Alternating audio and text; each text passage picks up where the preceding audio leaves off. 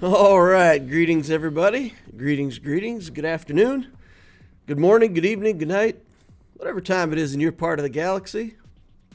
Hope you're making it a great day. Got some GACs we're going to play today. Got some discussion I want to do about, I haven't really gone through a lot of the work, but taking a look at the new raid system, what that does to gearing characters, how a lot of this new stuff that they've introduced into the game is playing out. And I'm pretty concerned as to whether or not we're going in a direction that's good for the game, or maybe this last few rounds of changes has made things not so great for free-to-play players. So certainly want to talk about that. If you guys have opinions on that, let me know. Curious to know what you all think about it, especially if you are a free-to-play player. And not a free-to-play player who's been around for 5 years and has a bunch of stuff already, but, you know, a free-to-play player within the last couple years of playing the game. You know, 1 and 2 year old accounts, kind of like the TCO and Loquitur accounts, in that range. Curious to hear what you guys think about the changes, whether it's good for your account, bad for your account. We'll discuss that. We got Inquisitor Bounty Fresh in here. Mike C, Triple N, David Duttro. Barabass says hello. Veggie Burrito says hey everyone. Triple N would say, love to hear your thoughts on the 8,000 shard pack and whether it makes sense for a fairly new account. David says, I'm in the frustrating part of the Galactic Legend grind. 1 tune to Relic before ticket time. ZDYE, Zdie. Die says, hey DL, rarely catch you live, but wanted to say thanks for all the high quality content you facilitate. Oh, cool. Thanks, man. Appreciate that. Jar Jar Binks is here, and Mithri Taquato says hello. What do you mean still viable? Says Ray Ray. I'll give you an example. Just one example of the pressure that's on free-to-play accounts. Let's start with Loquitur, I guess. So let's look at Loquitur. Conquest is about to start up. And what are we getting out of Conquest? I think everybody knows what we're getting out of Conquest, right? We have to look no further than Sith. And there's this. There he is. There's this guy that came out of Conquest a while back, and now we're working on his ship. Now, as a free-to-play player, if I want to get this ship and I don't buy the Conquest pass, this account does not have enough teams to get the new content. I can't get Redbox because I just don't have enough teams and characters and all that stuff to do Conquest. And if I did build all of that stuff, I would have to build for Conquest every time there was a round of Conquest. I don't think I could Redbox it the first time around. If I don't get that ship, if I miss it, and you know, once it's out of Conquest, I don't get it, then I'm locked out of that new fleet. I got to do proving ground battles. I have to refresh those for 2,200 a shot if I ever want refreshes on that. So basically, there's a few options, right? You got to try for box 5 or 6. You got to spend every bit of Conquest currency you get on shards for the ship. You still won't get it in 6 rounds, but you'll at least be within striking distance of getting it out of the shop, or eventually out of proving grounds. But doing it free to play is crazy. It's hard. Whereas if you're willing to spend on the battle pass, you get the battle pass, you get box 5. As long as you get box 5 for 6 rounds, you get it. So the account's no longer free to play. The account's a $10 a Conquest account, at least. So the more they make these Conquest characters relevant and, let's say, leading the meta, the less you can wait to get them. For new accounts, the Obtesio account, for example, if I don't buy the Conquest Pass on Obtesio, I'm going to have pretty much zero chance of getting this. I'm already in a situation where I don't have Malgus, and it's going to take me a really long time to build Malgus. So as a free-to-play account, a little more than a year old, I mean, I did do the Hyperdrive bundle, so it's not completely free-to-play. But yeah, do I have to spend $10 a month now? Because if I don't, you know, the whole meta is going to pass me by when everybody gets that ship and I don't have it because I wasn't willing to do the Conquest Pass.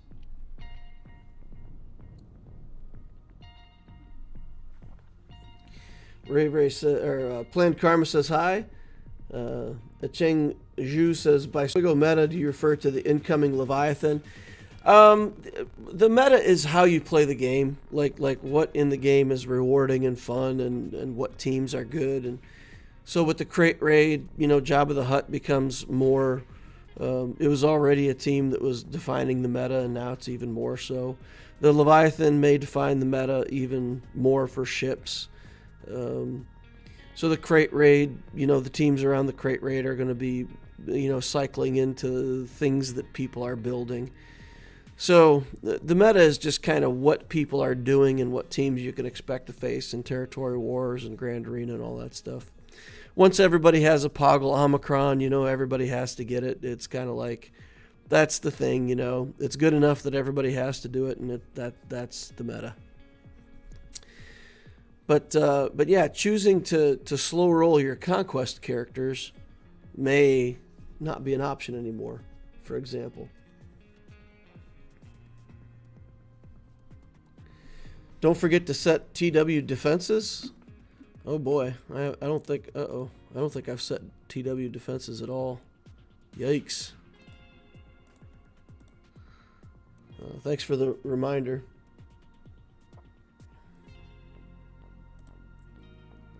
SLKR Phasmas.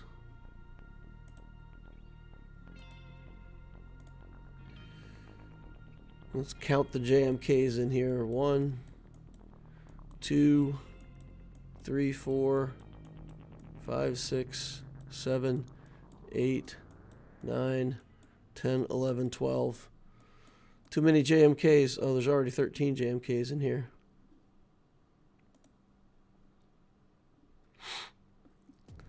Well, I don't want to put a bad team in here, so I'll put another JMK. It's right toward the end. I'll get a couple teams down in here. Kenobi, add a datacron. Put this one on. Okay.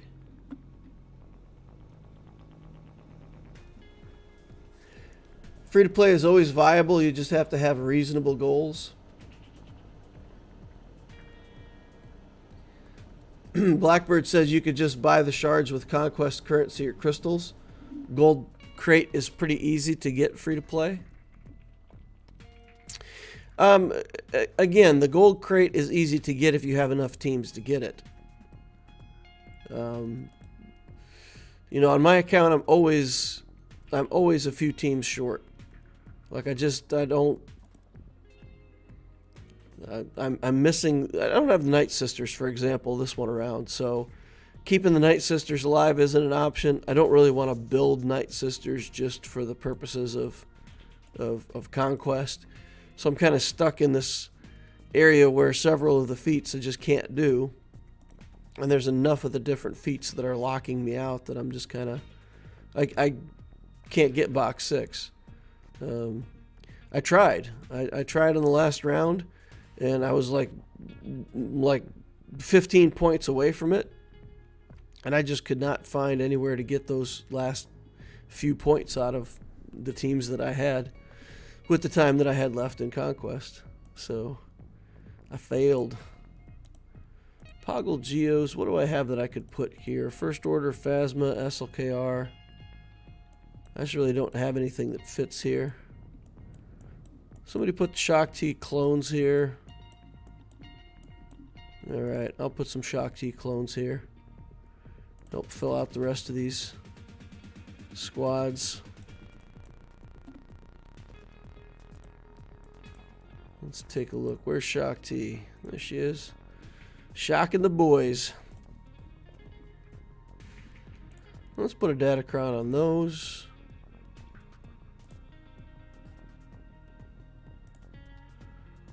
Alright, there we go. Set that.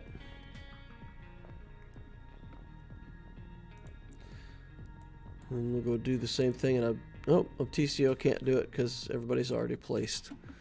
Alright, well, we'll have to get some offense going on TCO. I missed my window of opportunity. Zoinks!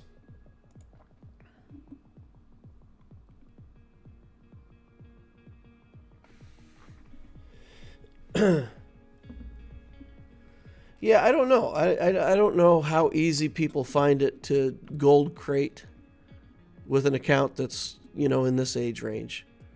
2 years old. I suppose, I mean, if I invested in Night Sisters, I could probably bring the team up enough to do something, but in hard Conquest, you know, I'd have to probably bring at least 2 more of them up to gear 12. It's just a lot of gear that I don't want to have to spend on a team that I don't really want right now.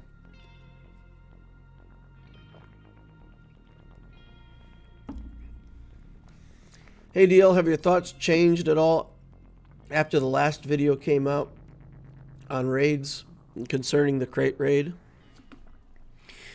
No, my thoughts haven't changed. I still think the system is okay. I think it's in line with what we used to get in terms of the amount of useful gear for relicing characters. I think these boxes are okay. I do think, you know, some people were talking about the 17 crate and the 25 crate. The difference is only 250 of these tier 3, so it's not that big of a deal. But going from 500 to 750 of these is really a big deal. With 750, you can collect up 20 arrow magnifiers every 4 weeks. If you're only getting 500, it's going to take you 6 weeks to do that. And you have the opportunity to buy impulse detectors and some other stuff. So this tier 3 currency, this token 3, is really valuable. Now going to 90 million, it's pretty disappointing that you go from 25 to 90 and only go up by 250. But I think most guilds are going to try to get to this level. I think guilds that go for the crate raid are either going to be happy at 25 or they're going to try to push their crew all the way to 130. Because this 1450, again, now if you look, you go from here at 750 up to here at 1450. That's another 700. It's almost doubling your token 3, and that's a big deal. So I feel like these raid rewards, this 8250 and 4850 is a lot of stuff. I think people need to be clever about it, right? Like you see it on the Loquitur account. I've spent down this currency to nothing, right? So I've got like 202, 225. I've got very low currency. If you look at the TCO account, I'm handling that a little bit differently. I have some in the bank, or at least I had some in the bank. And especially with this raid token 1, I'm making sure that I can come in here and look for credits every time the shop is up. And then what I've been doing is looking for opportunities to buy this gear. This is the stuff that costs 285. These are the so if anybody's familiar with the anatomy of a relic, right? So when we look at a relic character, on the right side, clicked the wrong thing here. On the right side pieces, there's something you need 50 of here, and there's something you need 2 sets of 20. And these are the pieces of gear that's 285. So basically, I don't ever want to farm that stuff again, right?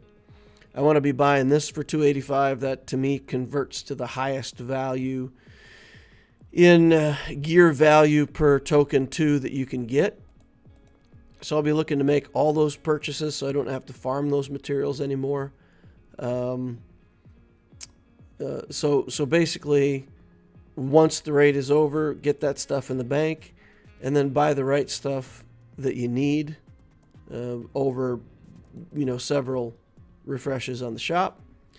Buy these currency purchases. This seems to cycle, and it seems to be evenly split between training droids, shipbuilding materials, and credits. So if you need shipbuilding materials, you can buy that. If you need credits, I'm buying the credits literally every time I see them, because building new characters takes a lot of credits, and I'll just run out if I don't do that. So I am spending quite a lot on credits. But overall, I feel like the new guild system, either in the crate raid or just, doing the Sith raid, is comparable to where a lot of people, the income a lot of people had before. So I'm okay with it. I'm okay with the changes. I wish they'd put a lot more of that stuff for the crate raid in the personal track instead of the guild track. It's very front-end loaded, and it's easy for people to get carried again. And I don't like that. I would rather have a lot more rewards on the personal track and kind of force people to participate and build up their own contribution. I understand that it's a guild event and you want the guild to fail or succeed together, and there's some, but I don't know. I really think the personal track, there should be a lot more of it on the personal track and a lot less of it on the guild track.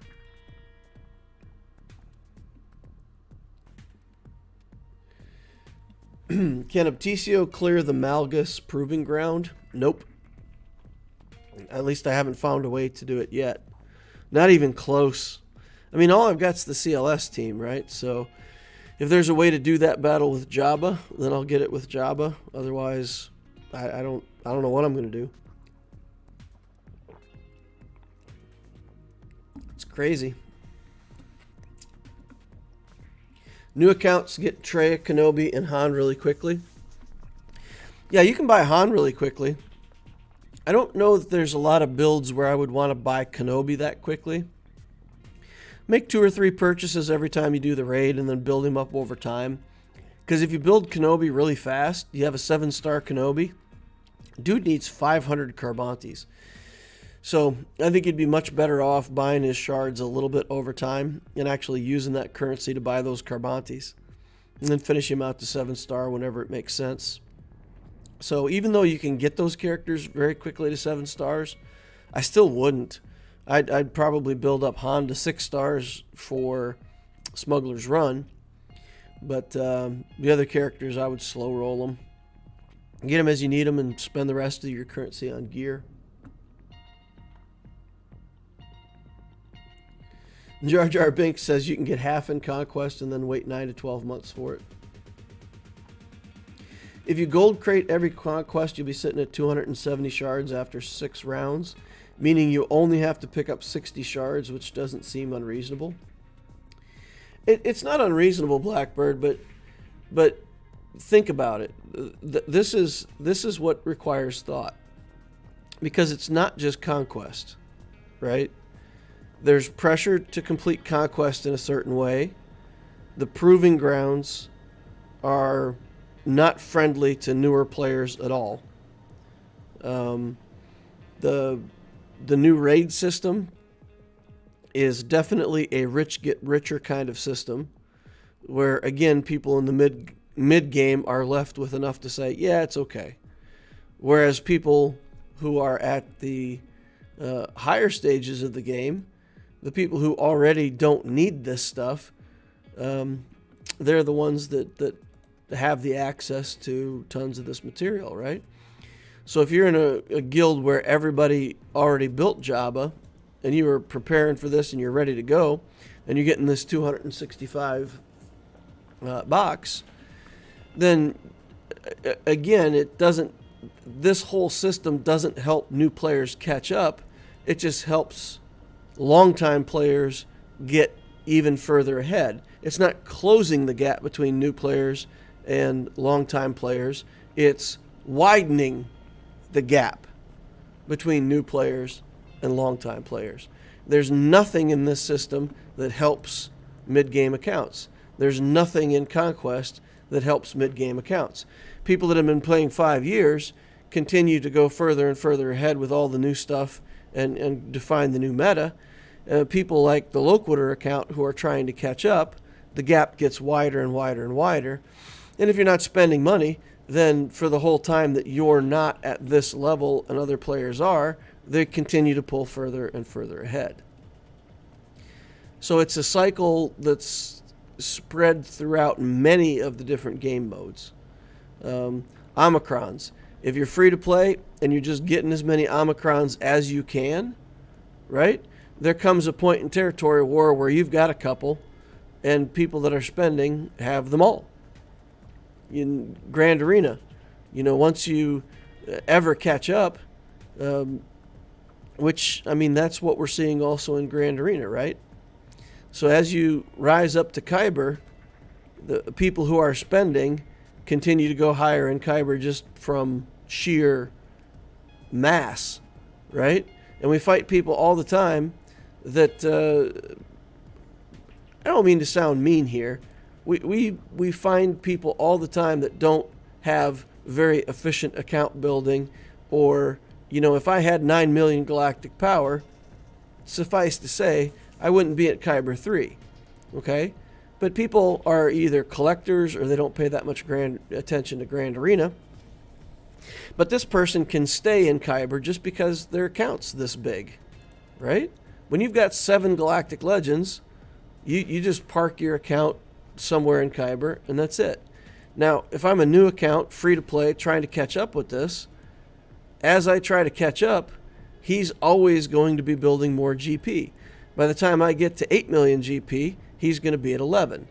The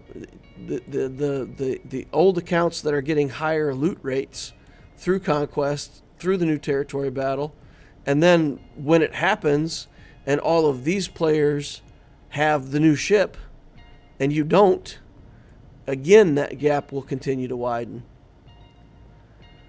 So that's the issue that I see, guys, is that the people who are ahead in the race are getting more tools to get further ahead, and the people behind don't get anything viable to catch up that I can find. All right, let me catch up on chat. Where do I type my ally code for the roast?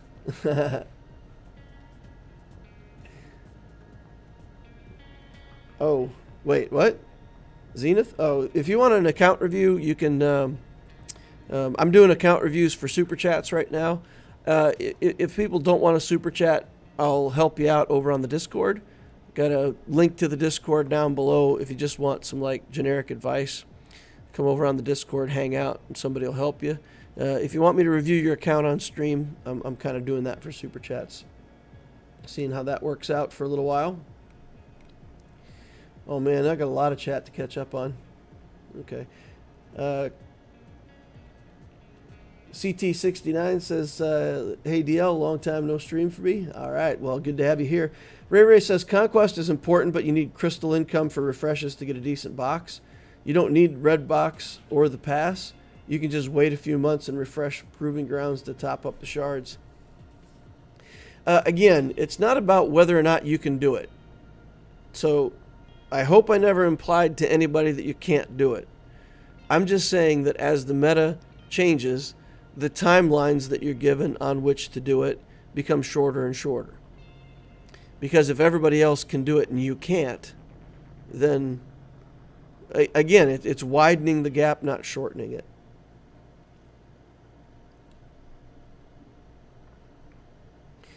Is Jabba good in Proving Grounds? I don't know. I don't have Jabba yet. I'm hoping so, because it'll be my only GL on the TCO account, and if it doesn't work, then I'm just literally locked out of getting Malgus until I can figure it out. Leviathan will be the next big fleet after an Executor Profundity Rush for new free-to-play players, but it'll likely be a 2-year journey for a brand new free-to-play account. Executor was never off the menu, even for free-to-play account. All you had to do was go build the character and get Executor. And the Relic 8 materials are still accessible. I don't know. I don't remember exactly. At the beginning of Executor, did you still have to do C-Pit in order to get Executor? I don't know, but I never really felt like Executor was out of range. I didn't want to do it right away on the Loquitur account, and maybe I waited a little too long to do that journey, but Executor was always something you could get. The new fleet, you just can't get it unless you got Malgus in a ship, you know? It's gated behind Conquest. Leviathan will be the next big fleet for new free-to-play players, but it'll likely be a 2-year journey for a brand new free-to-play account. Arva says it's not the same as the Executor situation. It's definitely harder. It requires older Conquest units like Malgus.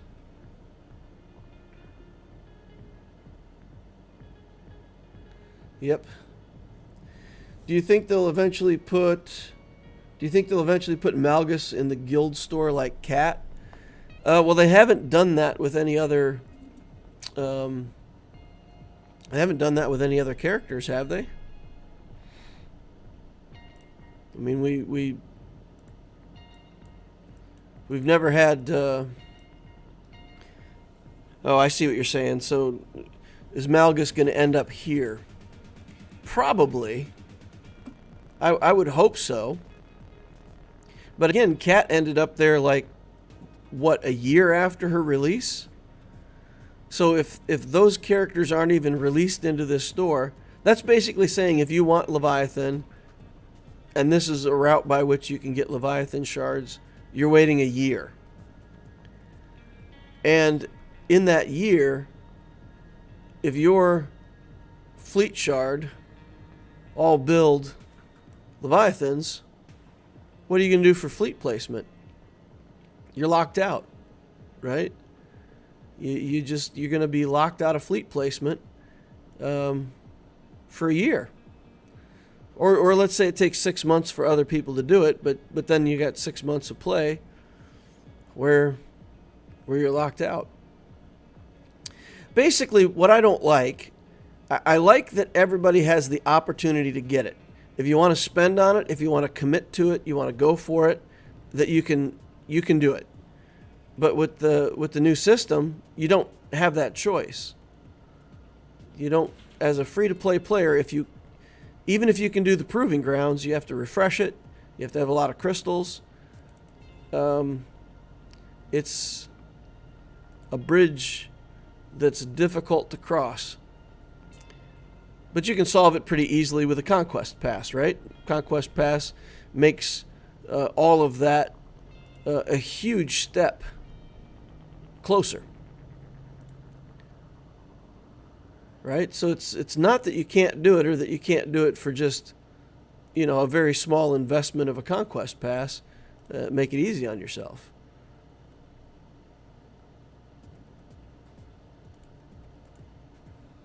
All right. I got Gold Crate with a 4.5 million account. It took some effort, but it's definitely possible. I also didn't do the Night Sisters, but all the survival feats I could get. Gaining momentum is also easy with just one Tusken at Relic. Okay, Blackbird, maybe that's the one that I didn't get then, because I didn't get momentum feats either. You do that with one Relic Tusken character? What, just like put him in a... How do you get that much momentum with only one character? Help me out with that. Average 2 refreshes a day. That's nice. I think they should give us Mark 1, says Zenith. Yeah, I think more Mark 1 would be appreciated by a lot of people. It goes fast, right? Because you buy some Carbantes, you buy some comlinks, and then, the money's all gone. So, yeah, it definitely, it's useful, but it definitely goes fast. You pride yourself on efficiency. DL and Conquest isn't efficient. It's more about luxury, having ample resources to red crate. I think your best bet is just to get the Fury as efficiently as possible. Ray says you went for JMKC, Executor, and Profundity. 3 of your GL choices are not that useful in Conquest. That's fair, Ray. I mean, I don't argue with that. I'm not going to argue with it. But then again, I mean, I didn't, for like the first year and a half, I wasn't building that account with Conquest in mind at all. I don't think it was till late last year that I started giving up on GAC as a game mode and saying, it's not a good way to build your account anymore. Forget GAC and just build for Conquest. So I think it took me a while to come around to that conclusion in a meaningful way. And by then, I mean, I still haven't changed my strategy to absolutely optimize Conquest. I did try to build the robot and see if I could make a low gear team with the 50 RT. And this Omicron so far with her at gear 12, I just have not found that solves problems for me in Conquest. So I did try to make some attempts to make other Conquest teams. But no, I would agree. I mean, my account's not built for Conquest for sure. Arva says getting gold crate in Conquest is efficient because not getting the characters in one Conquest cycle gets incredibly expensive or incredibly slow. That's the balance. That's exactly the balance, Arva. Zenith says, we're currently achieving the 25 million crate in my guild and we're not pushing anyone to do anything, but 90% of the upgrades are Jabba related. David Dutro says, Arva, exactly, but like he said, no reason to push for red by gearing teams you don't want at the moment. Tanner Gross says, being level 75, should I get the hyperdrive bundle? I didn't just want to get it until I really liked the game. Tanner, the hyperdrive bundle is by far the most value you can get in the game. It's worth, if you just take all of the credit and gear and shards and everything and separate them out, it's worth just tons of money. So if you're at level 75 and you want to buy the hyperdrive bundle, it's a massive value.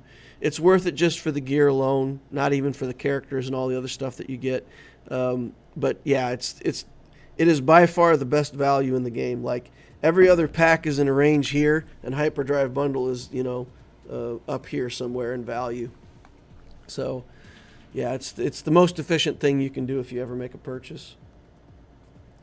What is better, hard Conquest team for account pushing toward 4 million GP, or CLS? I have 7 Anakin and just unlocked C3PO. If you're below 4 million, I mean, you really need to push for Conquest. You need to get into hard Conquest as soon as you can. The difference between normal and hard Conquest in terms of rewards is huge. So you definitely want to be in hard Conquest. The CLS team does really well in hard Conquest, so building a CLS team is definitely a thing that you could say makes a lot of sense for Conquest. Padme is also really good. They play out really differently. Luke is basically just go in and shoot everything and win that way, and Padme's team is more that they can go in and take a few hits and then just kill everything. So they're both really good Conquest teams. But yeah, I would definitely build toward 4 million, get that going. Padme is also really good in the Proving Grounds. So CLS can do a couple of the Proving Grounds, and then Padme's, I think it'll get you the first 3 at least, right? Padme will get you through the Malak, the Maul one, the Cat one, and the old ship one, I think. I can't remember exactly what's in Proving Ground. I have several of them done, so I don't do them on my main account anymore. But I think with the CLS team, I think I'm completing 3 of the Proving Ground things right now.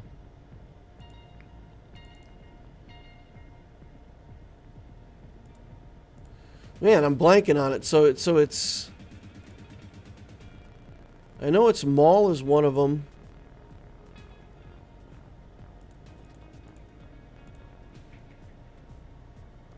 Huh. Maybe the Malgus one. Maybe I am getting the Malgus one done. I'm trying to remember. I know the newest one with the that they came out with. I have not had success with.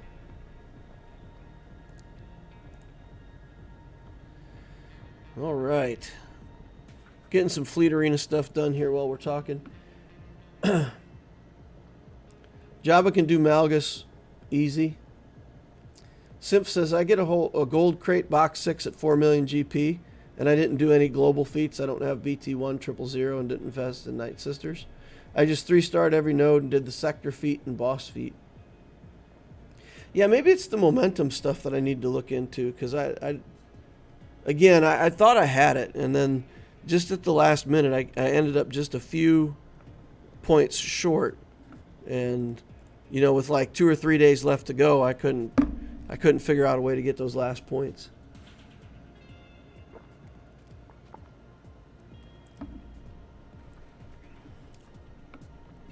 It just takes time to plan and strategy and research how to do certain feats. That's true. Jabba specifically can 3-star every Proving Ground mission. I'm not 100% sure about the TIE Interceptor one, though. I've seen him beat it, but not sure about 3 stars.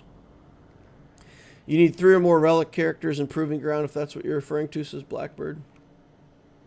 Trying to beat Proving Grounds. Oh, man, I am way behind on chat. Holy cow, you guys are going crazy this morning. It's good stuff. Okay. Oh, so Blackbird's saying that you need characters at Relic 3+ to use a character in Proving Ground. Zandman says, just watch Mod Mastery videos yesterday. It was a ton of help. Yeah, that's good. Yeah, make sure you get through video 6 with the filters, because that, I think, helped quite a few people out. Blackbird says, I beat every Proving Ground with C. The Malgus one took a couple retries, but it's still manageable. Let's see. By the way, I agree with you, DL, about spenders getting further and further ahead, especially Proving Ground should be very easy for everyone to do, or the Relic team. Yeah, exactly, Blackbird. It annoys me that they keep mentioning catch-up mechanics, but the catch-up mechanics that they implement always help people with bigger accounts more. So here's a catch-up mechanic, all right? Let's go into the store and let's make a purchase, right?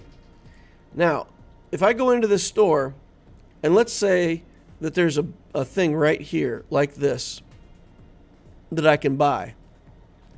If I'm under 4 million, I click this thing and it costs 2,000 or 1,000.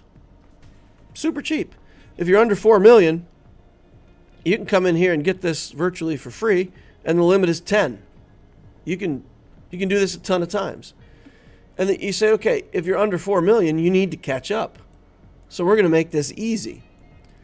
If your account is 4 million to 8 million, maybe this costs 5,000 and the purchase limit is somewhere in between.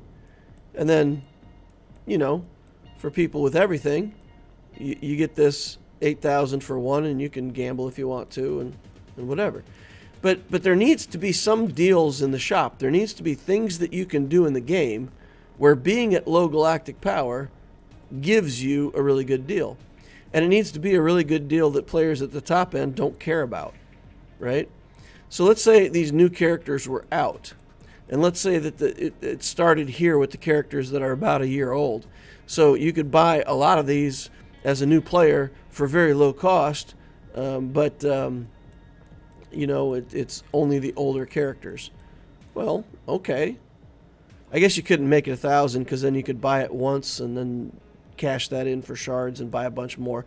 But you guys know what I'm saying. There has to be something where you go here, you buy it as a new player. It's an incredibly good deal, but it's something that an experienced player would look at and go, why would I ever do that, right? Like, I got all that stuff. And that way they don't care. That way they don't care that they're... So you can't make a deal where people under 4,000 get Kairos for, 500 Kairos for $19. Everybody would buy that, right? But then people at the top would be mad because they can't get access to that deal, because it would help them a lot, right? But catch-up mechanics are basically where you take the older stuff, you make it super cheap, you make it super available to new players. And then just with in-game resources, you can catch up. All right, let's continue to try to push on chat. Somebody asked me about these 8,000 credit things, or 8,000 shard shop currency. So it's a gamble. It's rolling dice. What is 330 shards worth? If it's a regular character, 15, 49.50 or something like that, 47.50. So just shy of 5,000 currency. So if you spent and you got a character that you didn't want or already have, you'd get back 5,000 shard shop currency. So you'd lose 3,000 on the gamble. So a little less than half.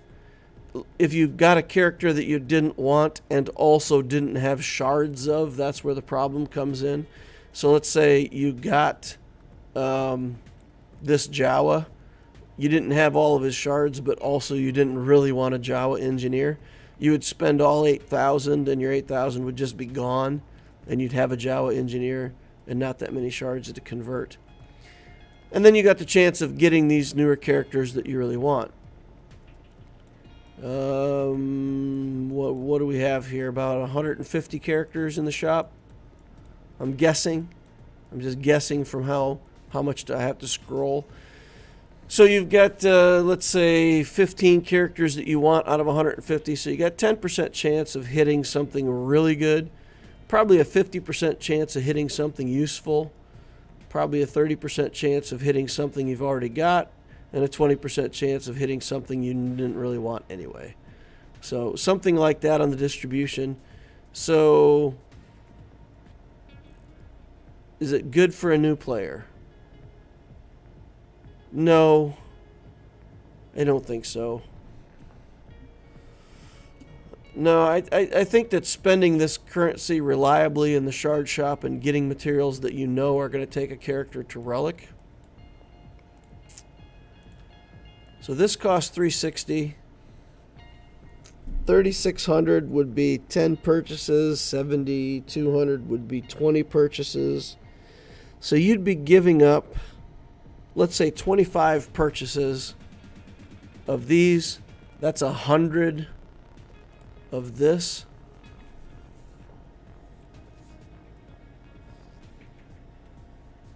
I don't think there's any way that you'd spend 100 Nubian scanners to try the same roll. So imagine if instead of 8,000 shard shop currency, it instead cost you 100 med packs or 100 computers. I don't think anybody would ever click that button and cash in 100 computers to take a shot on a character. But if you value that more than you do the currency, then yeah. I mean, it's not bad, because if you don't get what you want, you got a pretty good chance that it converts back to shard shop currency anyway. So it's a loss, but not a big loss. If you like to gamble, do it. If you like to be able to know exactly what you're getting, then just buy the currency normally. Ray Ray says all games have power creep where the big get bigger faster and the gap to the small grows longer and longer. You have to reward spending or people won't spend. That's true, Ray Ray, but what I'm saying is, for the longest time, Galaxy of Heroes has actually had that under control. Spenders can go faster if they want to, but there was always a mechanic in the game where people who didn't want to spend money could still have it. It would take them longer to get it, but they could still have it. But specifically with Conquest and specifically with the new crate raid, a free-to-play player who wants good crate participation can't just get it. It takes so much time to build that participation now that the gap is going to open up more than it ever has in the past. It's not that the gap is going to open up, but it's just that the speed at which those people are getting ahead is going faster and faster, and the ability for mid-game players to catch up is getting worse and worse. So again, I'm not complaining about the game. I'm not saying, oh, I quit because Conquest is hard. I'm just saying that some moves that they've made here recently have made free-to-play less and less viable. And in some sense, you think that the people at the top of the food chain look at free-to-play players and they're like, to heck with these people. They don't pay money. I don't care about them. I don't want them around. But the truth is, any good game designer knows if you want the spenders to have a player base to play against, you've got to have free-to-play players. You have to have the chunk of people that make up the game so that when you go into Grand Arena, that there's people to fight. Because if you only fought spenders in Grand Arena and there weren't the bulk of free-to-play, or let's call them cheap-to-play players that make up the game, there wouldn't be anybody for you to fight against, right? So that whole element, that whole group of people that come to the game and play it, provide the core economy for the entire game. It's the player base. It's what players play against. So without those people, the game goes under. And I've seen that. I've seen that in other games where there wasn't much motivation to play free-to-play. And within, a couple months, the accounts cycle down, and then you go in to play an arena game, and you're waiting for a match, and the match timer says, 14 minutes to make you a match, just because there's no free-to-play players playing the game. So it's an absolutely critical part of the business model, right? And I don't feel like demotivating that whole group is helping the game overall. Anyway, this is just speculation. It's just stuff that I think, stuff that I want to talk about. Datacron was the free-to-play catch-up. It allowed spenders to spend while giving them sense of reward without increasing the gap as much. What datacrons actually did was they created an even wider gap at the top with people that have been around for a long time, and created a system whereby people with bad mods could try to help make up for their mods. So it encourages spending in a way that, let's say, Kyber 3 on down to Carbonite, honestly, people don't care. You got 1 or 2 datacrons, you got 8 or 10 datacrons, it doesn't really change whether or not you were going to win that matchup anyway, and people really aren't spending on it, I don't think. Okay? But at the top end, then, where you have the free-to-play players that have been around for like 6 years, and they're really trying hard, they get separated out and can't keep up with the spenders on datacrons either. So that I don't think the datacron gave them spending in the direction that they wanted to. But I am glad, like you said, I'm glad that datacrons do have a cycle and they cycle out so that the money that's spent on them goes away. It is a way that the spenders, I don't want to say get punished, but they don't get to participate in that stay ahead mechanic as much. Blackbird doesn't think they'll add Malgus for Get 3. They haven't added anyone there since the Get 3 release. In the Fury announcement, they even said Malgus will be available in Proving Ground. Nothing about Get 3. Wasn't Profundity supposed to be meta until people found out that a Geo fleet could beat it? Leviathan may not be anything different, and we're worrying about nothing. Now, what I will say, they've said Leviathan is going to be meta-defining. And I take that to mean, Profundity and Negotiator are here. Malevolence and Profundity. You guys know what I mean. Malevolence and Negotiator, the old fleets, are a certain level. The Profundity and the Executor come in, clearly a level above that. The way that they're promoting the Leviathan is that it's going to be the next tier above that. That's the risk. If that fleet is truly better than Profundity and Executor, and you're locked out of it behind Malgus and his ship in Conquest, then it really can become a case of not getting your fleet currency anymore. That is a fear. It doesn't mean that it's not, like you said, it doesn't mean that there's not a way to build the Executor or Profundity to beat the Leviathan. We don't even know. We don't know any of that yet. It's all speculation.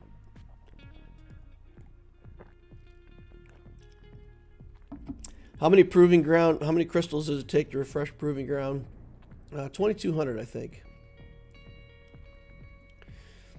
Arva says the Geo counter isn't the most reliable one for Profundity. And David says, yeah, but it's not invincible. And Arva says the counters usually require some very specific fleets that tend to get expensive. Yeah, that can be true, but at least there's a way to beat it, right? Use all 5 Tuskens against a team that gains a lot of turn meter like Troopers or Ewoks. Your Relic Tusken will gain a lot of momentum, making him really tanky. Took 3 battles, I believe, says Blackbird. Interesting. Okay. But you do need like a Relic Tusken. Cobra says, big complaint about the raid store. Credits need to be available for purchase every refresh, and they should be at the top of the store. I agree. Having to search through that store and look for credits every time and scroll is super annoying. Yeah, they should put them somewhere in the top line. I don't know if they should be available every time. I think it's fair to cycle between the shipbuilding materials and the credits. Nobody wants training droids. I don't know why they even put training droids as a purchase in there. No one wants those. Take them out. And I think an even 50-50, it could be shipbuilding materials or credits. Put it up top and you can buy them when you need them. I agree 100%. Quality of life, just put them up there where they belong. Yep. Okay. They refer to the Leviathan as the new king of fleet. Yeah, exactly. They're positioning it to be game-changing. Tusken Chieftain lead is pretty easy to get momentum. 3-star Gear 9 is fine with the discs and nodes. Okay, so maybe that's what I missed out on.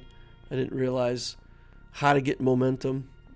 Like I said, I did my calculation and I thought I had it. I don't know where I went wrong with the math, but somewhere in there I didn't calculate correctly and ended up with a couple days to go and too many points to get. I missed the box 6 by like, I don't know, 8 tickets or 12 tickets or something like that. It was really close.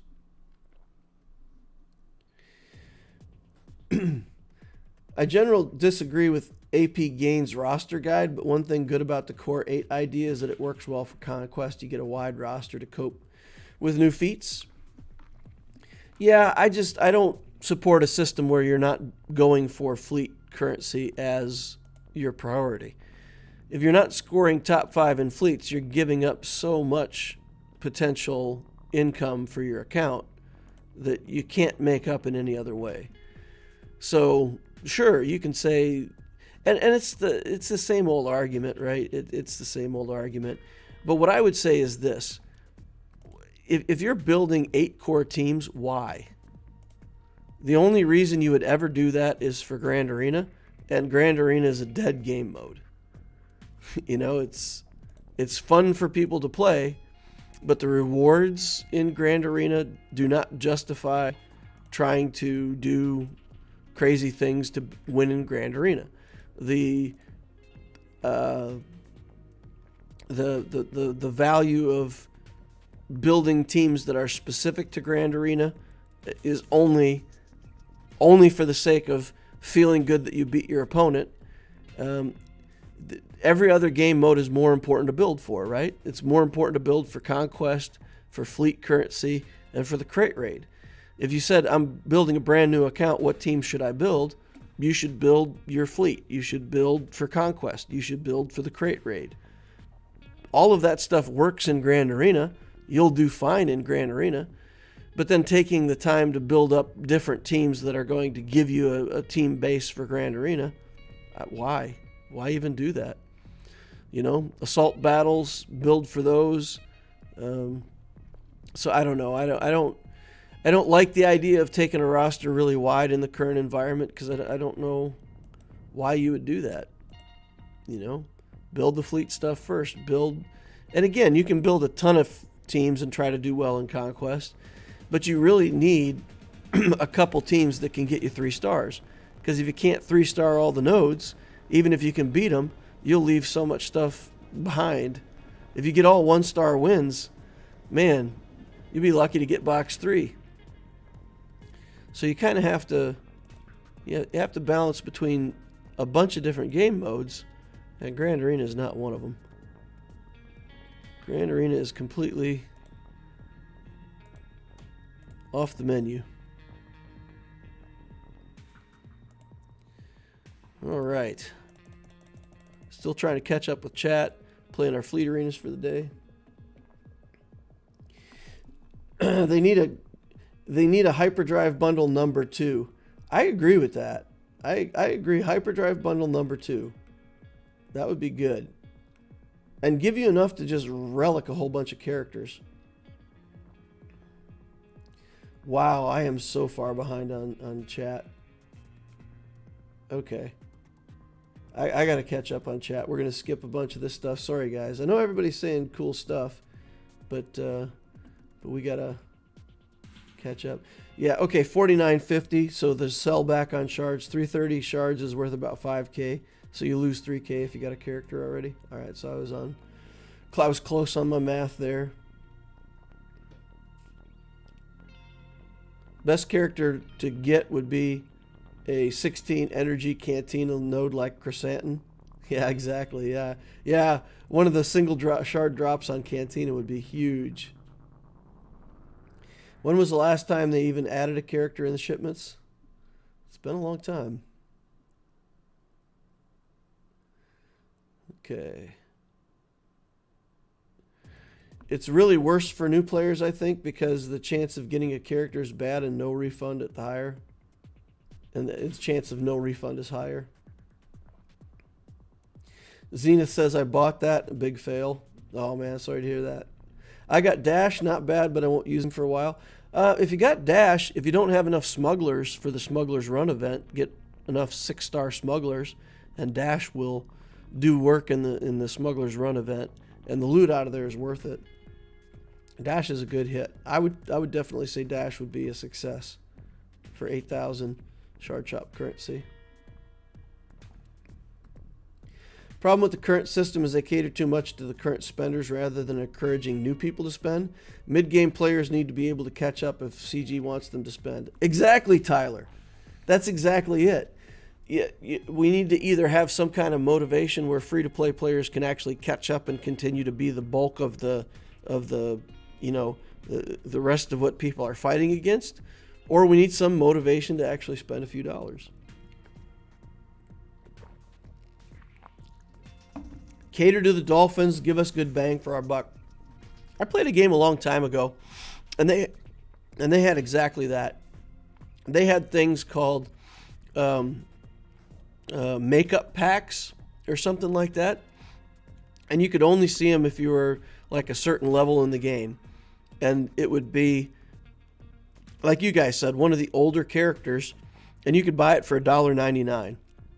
It would be like if you could walk into this game and click a button, and let's say we just go into a shop, and somewhere in the shop here, you've got Jedi Knight Anakin for $1.99. You can farm him, or you can just have him for $2, right? Gear 8, 7 stars, $2, click a button, go. Same thing for like the whole series of characters, and just every day when you log in here, there's like a trinket that you can buy for a couple bucks. Well, no experienced player is going to need it. Nobody's going to spend that money. Actually, if you gave shards, it has to be like the hyperdrive bundle where you click the button and it gives you that character. Because if it gave you shards, it'd be everybody'd buy it just for the character shards. But if you bought it and it just took your character and turned it into a Gear 8 7-star Anakin, then you'd only ever buy it once, and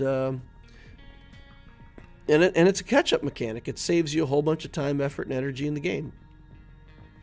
But the game that I'm talking about had all kinds of packs like that. It had low-level gear packs. It had characters that you could just buy. And if you wanted to spend $20 a week, you could get massive progress, like $1,000 worth of progress for $20, just because you were a new player and you didn't have any of that garbage, right? And the experienced players would never buy that stuff because they already had it. It didn't really add any value to them. So that's what I think. I think there should definitely be a catch-up mechanic for new players, where if you want to spend, $1, $5 here and there, that you really get something good for it. And it just pumps up the volume on your account. All right, catering to whales is generally a better business model than catering to dolphins. The Pareto principle and all that. It's true. I mean, the whaliest whales who spend on this game, there were videos a long time ago. It hasn't been so prevalent now, but people were talking about how much they'd ever spent on the game. And there was a guy that was claiming he spent like over $200,000 in the game, and it's definitely possible. It still is. If you want to relic everything and get those characters fast, you could spend really a lot of money on the game. So yeah, that person doing that is going to spend a lot of money. But if you divide that out and you say, okay, what if I got 10,000 people to spend $20? Well, that's as much money as that guy ever spent on the game in its entirety, right? So strategic sales for trinket amounts are huge money in this industry, right? If you got a $2 pack and you got 200,000 new players, and every single player that sees that new pack goes, oh my God, that's so good of a deal, I need to click that button, and they all buy it. I mean, it's instant revenue. Nobody's mad. They all spent $2. They got a good deal, and the company just took home $400,000 worth of revenue. So those kinds of things are incredibly profitable. You just have to do them in a way where the guys at the top don't get mad because they can't have it too. All right, if the Conquest Pass was $2.99, I would buy it. Like if the one at $30 was $10, I would buy it. Exactly. The prices are just too much. Yeah. $10 a month for the Conquest Pass isn't crazy. You can view it like a subscription to the game. That's correct, Blackbird. And that's what I've done on the Loquitur account, and I'm not complaining, right? I'm not complaining. I'm not saying that we can't or shouldn't do that kind of stuff, like the $10 pass. I'm doing it myself. But it feels like it's getting to the point now where I have to do it on the Optisio account too. Like, have to. And I like that I can choose to. I don't like feeling like I have to. At the moment, I'm doing normal Conquest, and the gear and shards you get are trash. Yeah, normal is trash. Conquest normal is absolute garbage.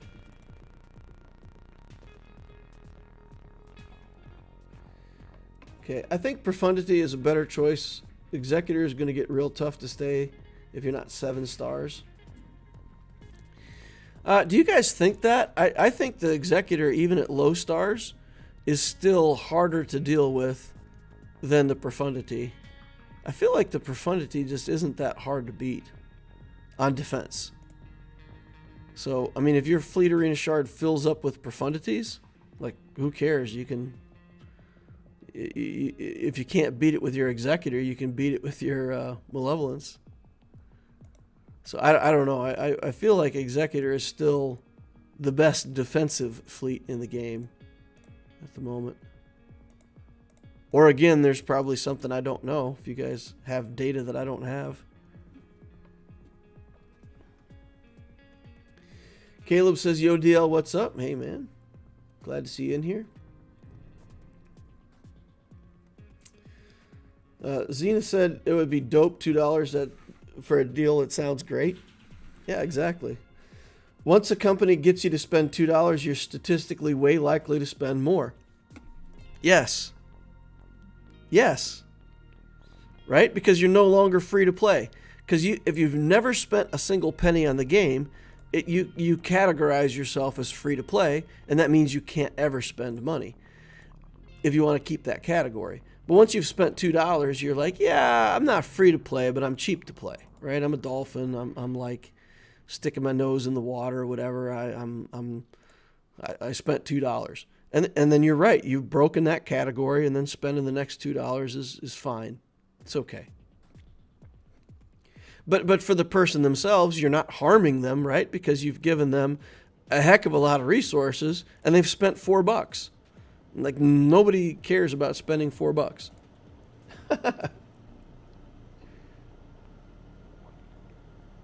The value for packs is so bad, I don't even consider spending when $20 packs get me one gear piece. So there's also this. I'll show you guys something here in a second, as soon as I finish this fleet battle. There's something called, what I can't think of the technical name of it. It's got a name. It's got a much better name than what I'm going to give it. But it's called like flooring or baselining or something like that. So what you do in a store like the ones that we have in this game is you actually create a baseline economy at prices that no one will ever pay, right? These packs come into the store for $19.99. Okay. This pack comes in for $19.99. Now, this isn't actually a bad deal. A lot of people, when they do the marquee characters, they buy this pack because there's enough stuff in there to make it worth it, right? So let's not use that one as an example. Cairo gear salvage, right? You just fill the shops with these packs that nobody's going to buy, okay? Then when you put in packs like this that somebody might buy, the chance of them clicking the button goes way up, right? So you do price flooring. You constantly advertise stuff at a rate that doesn't feel like a good deal. And that way, when you post a pack that you do want people to buy, everybody's like, oh, what a good deal, when that's what you wanted people to buy anyway, and anybody who bought it for full price was just foolish. So that is also a marketing strategy, and it's something that all of these games practice. And it's, you know, probably why they price things like this, where they put this Cairo in here for $2,000. I mean, putting this price is just, it's a joke. It's price flooring. It's saying, look how much Cairo is worth. You should buy it out of the shop, because if you have to buy it with this, look how much it costs. It's price flooring. It's to make you think that Cairos are worth more than they are. The exact value of a Cairo is how much it takes you to farm it right here. That's what you have to base the value of a Cairo on. And once you base it on that, then those 5 shards is basically a refresh that's worth 50 crystals. So at that conversion rate, you're basically saying this right here is worth 50 crystals. So it's ludicrous, right? But they set those prices in your mind in a way that make you want to spend on the deals. The 2 guys in my arena squad has spent at least $10K. Yep. As someone with a 5-star executor, I find it very difficult to climb to the top 3 versus a bunch of 7-star executors. But it's very easy to make your daily climb with profundity. So Drake, I used the 5-star executor for a long time, and it has to do with the timing of your fleet. So if you just gear your characters and gear your ships and just run them into battle, the timing does not work for a 5-star to beat a 7-star. What I had to do at the time, I wonder if I still have this set up. I may still have it set up. But I actually would strip the mods off of my Beskar Mando, slow that ship down, and make sure that my Xanadu Blood was faster than my Razor Crest. And then there's a sequence that you can do when your ships are a certain speed. The 7-star executor will do its mass assist. It'll do, you know, their Xanadu Blood goes and their Razor Crest goes, and then you use your capital ship to heal your ship, and then you can just kill their Xanadu Blood straight up. You can go right around their Hound's Tooth, which will not have gone yet. But in order to do that, you have to time your ships, and for me, it meant that the Xanadu Blood has to be slower than their Xanadu Blood, and the Razor Crest has to be slower than both, and then it worked. Otherwise, it's random based on, you know, certain hits and who gets turn meter at the start, and sometimes it works and sometimes it doesn't. Yeah, I've taken it off, but there was a mod set for Beskar Mando that was just 2 mods. I stripped off 4 of his mods. I would take him down to 2 mods to get the speed on the ship right. So that's how you beat the 7 stars. Anchor pricing. Sean says anchor pricing. Yeah, I think that's the word for it, anchor pricing. One of the packs I loved the most was the Chirotech calendar. It was pretty cheap because you need to log in every day, but it's a deal I will always take. Yeah, those kind of deals are good. It's unethical 2K for 5 Chiros, as if they're basically hoping on misclicks. I agree. I agree. When I saw that the first time, I laughed at it. I literally laughed on stream for a minute because it was so ridiculous. The concept is just ridiculous. Okay. I don't know. Let's take the mirror match here. The mirror match against the better profundity, just for fun. And then we'll get into this Grand Arena. We'll start actually fighting opponents in Grand Arena. How cool would that be if we did a GAC on a GAC stream? Pretty cool, right? Alright, so we'll target the tank, and we'll just start doing damage to the tank. And then he's going to put the debuff on our tank, and we're going to be super sad. Okay. Yeah, let's just keep working on it. Alright, let's see if we can get him. There we go, we got the tank. Alright, now they're going to try to get our tank, and we are going to put everybody on fire, because that is one of the most satisfying things that you can do in the game right now. I don't know why, but I love putting things on fire. Alright, here we go. Are you ready to see some burning rebels? Let's go. Let's do it. Everybody gets some fire. Alright. And I typically don't do the area effect here. He came in with that reinforcement, which means he's got another reinforcement coming in. So he'll bring in the ghost, and then we will put everybody on fire now so that the ghost can join in. Yay! And there's much rejoicing. So yeah, this is kind of, if you want to play the mirror match with the profundity versus profundity, at least from what I've found, this sort of trivializes the matchup. The use of that TIE bomber with the putting everybody on fire. All right, we'll get this out of here, and then we'll be in Grand Arena time.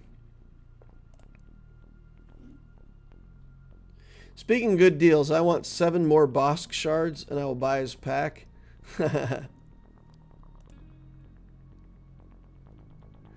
7 more shards, and I'll buy his pack. Blackbird says making rebels burn is too much fun.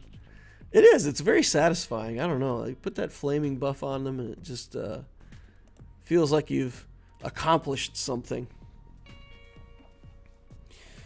Light the rebellion on fire, boys.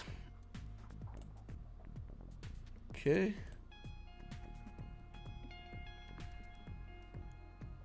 Man, we're having a hard time getting this Millennium Falcon down, though.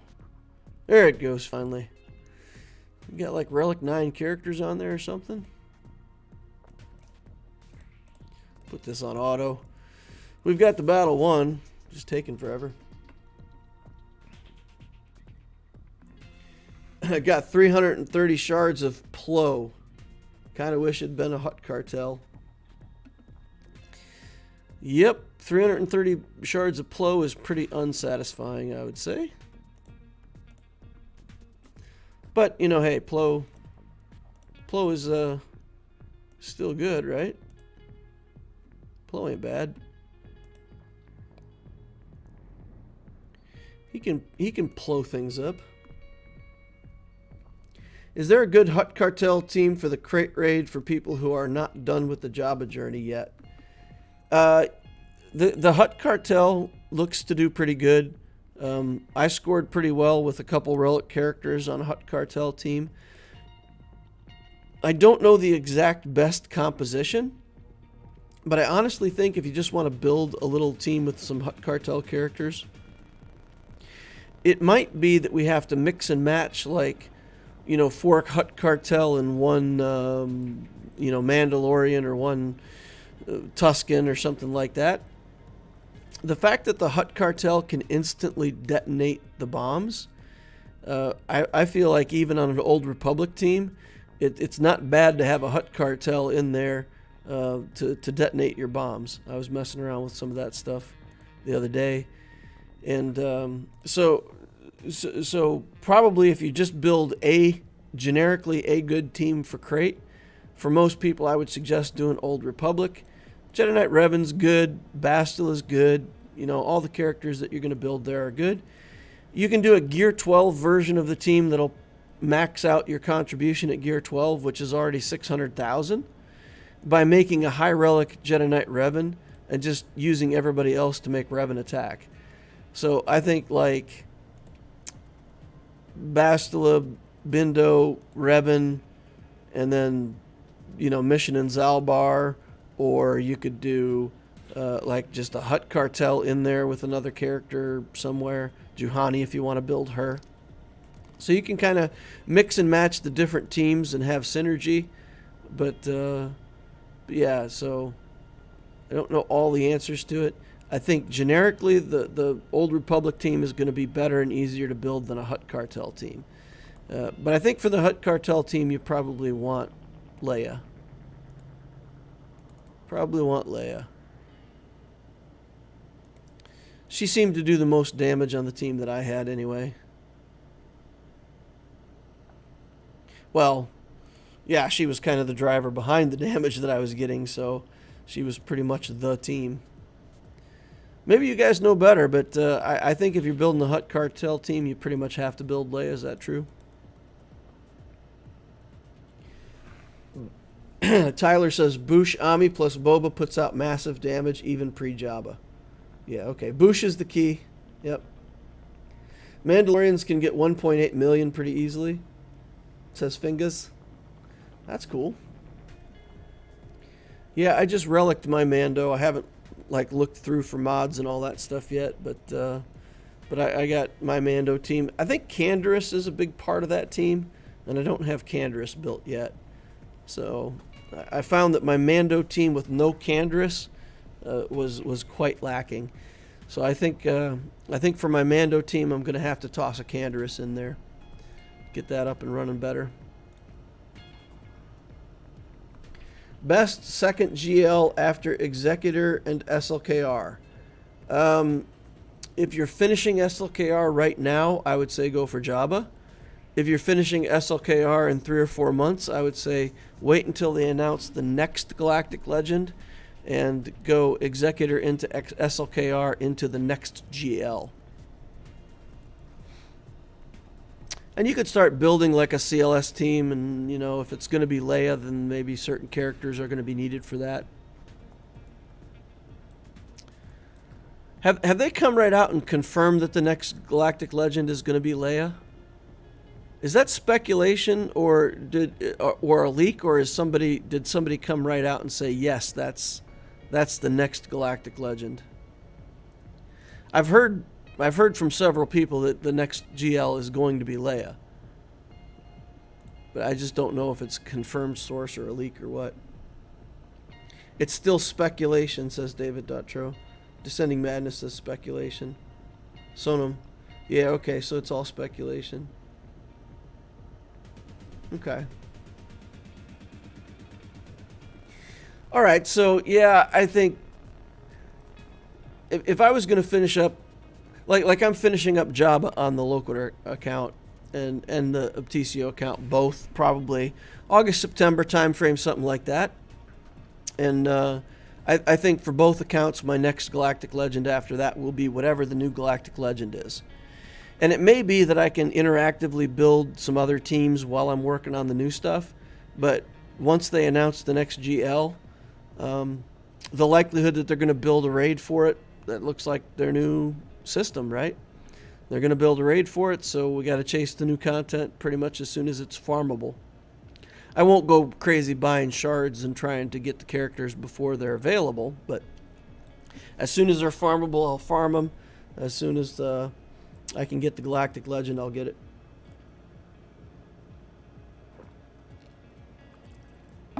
The only big faction without a GL is Rebels. I guess that's true because we got Jedi, Sith, First Order, Resistance. I guess Jabba is a bounty hunter-ish GL. Yeah, interesting. That's an interesting outlook. Just saying, the Rebels probably need a GL. Honestly, I think though the likelihood that they would make a GL out of the Mandalorian at this point, I don't know. Galactic Legend Armor, Galactic Legend Paz Vizsla. Something from the Mandalorian feels like Galactic Legend Grief Karga. High Grand Super Uber Magistrate Grief Karga. Alright, my opponent is Ferion, a droid commander. 8.5 million galactic power, 5 in characters, 3.5 in ships. We got the Executor over here. GL Bo as Mandalore. I want to see a Jack Black Galactic Legend. With that character from the from the show. All right, Executor but no Profundity, Malevolence and Negotiator are in, of course. Relics. We have a slight fleet advantage. Only 2 GLs. Whoa, whoa, whoa. What do we got here? Sith Eternal and Jedi Master Luke. A bunch of other characters. We got CLS, Skywalker, Revens, Jedi Knight Luke. Malgus is here. I mean, if I see Malgus, I just assume Malgus is going to be on defense, right? Starkiller's in the house. I haven't started fighting a lot of people that have Afra yet. I really want to fight Afra. I want the Afra team, and I want to kind of see how good it is by fighting against it first. All right, so we got roster-wise. He has advantages, of course. He's got 2 million more galactic power than me, but this is one of the more fair rosters that I've had to face in a while. Alright, there's that Malgus. There's Darth Revan. The Darth Revan, maybe we'll do troopers there. Imperial troopers. Dash Rendar. Dash Han Chewie. He's got datacrons for days. Every team has a datacron. Holy cow. Is that true on the bottom defense also? Every team has a datacron. Nice! Nice. He's got this, CLS has a datacron, but it's not the Chupio datacron, which is a relief. Iden with a datacron. But 2 dead zones, right? So it's a datacron that doesn't have bonus mechanics, it's just stats. The stats are not potency, so I don't care. I mean, if I put a datacron that didn't have bonuses for the team directly, it would be like a ridiculous potency to try to stop the Wampa counter. We can Wampa that. We've got Relic 7 Kira. Huh. Huh. Would you look at that? 310 speed, Relic 7 Kira. I mean, don't get me wrong. Mother of Dragons is pretty awesome, right? Like, let's go ahead and have a Relic 7 Amalia. Isn't her name Amalia or something like that? Yeah, sure. Anyway, yeah, that's interesting.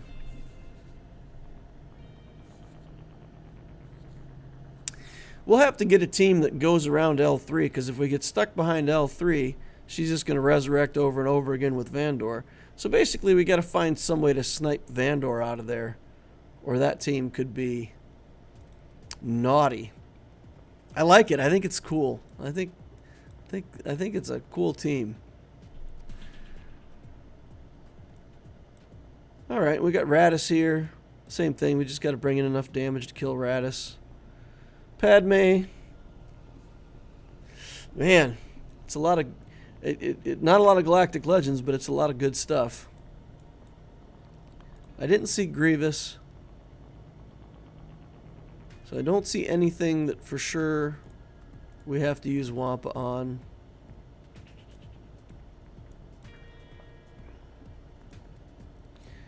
Sith well, Traya, Scion, and Talon down here.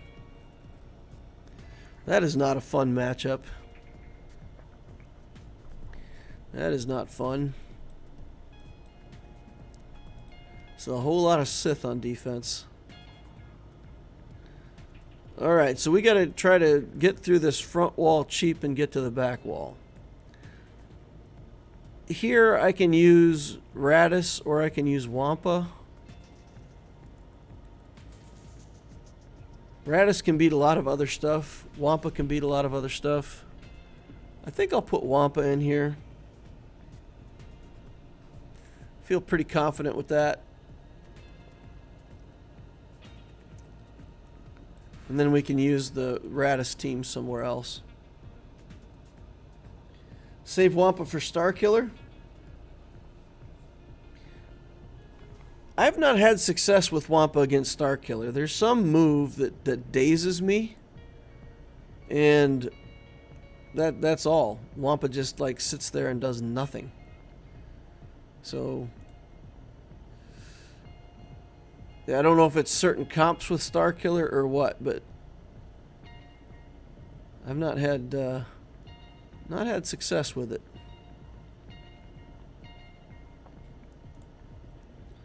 This Iden team is vicious. With all these Relic characters, I'm scared of it.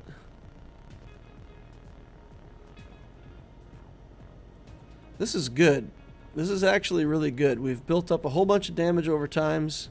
The buff expired. Yeah, there he goes. I was going to say, the buff expired, so when he takes a turn, he's going to die from the damage over times. So that worked out nicely. Good job, Whomper.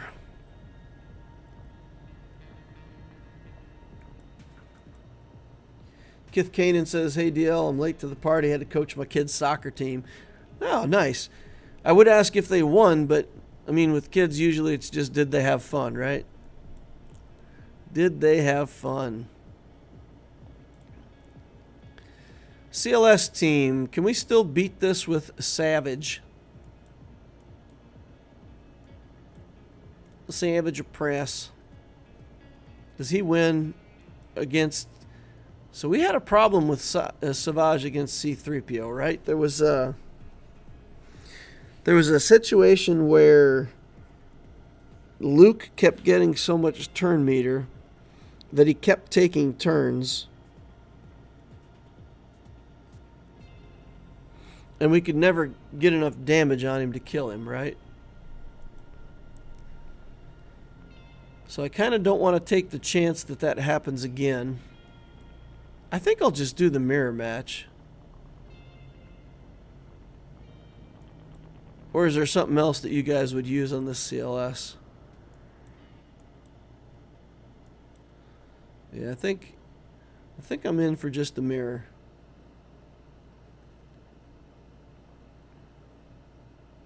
Gidme cracks CLS 3v3. Okay. Interesting thought. Who do you put as the third? So we could do like Padme, Ahsoka.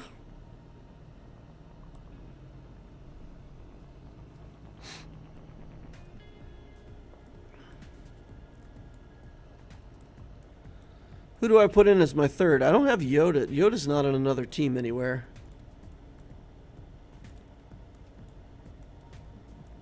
So we could do that, right?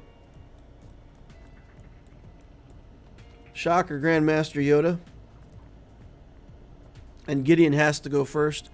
I'm pretty confident that my Gideon's going to go first, because 365 is pretty speedy. Need support. Yeah. Support. Grandmaster Yoder.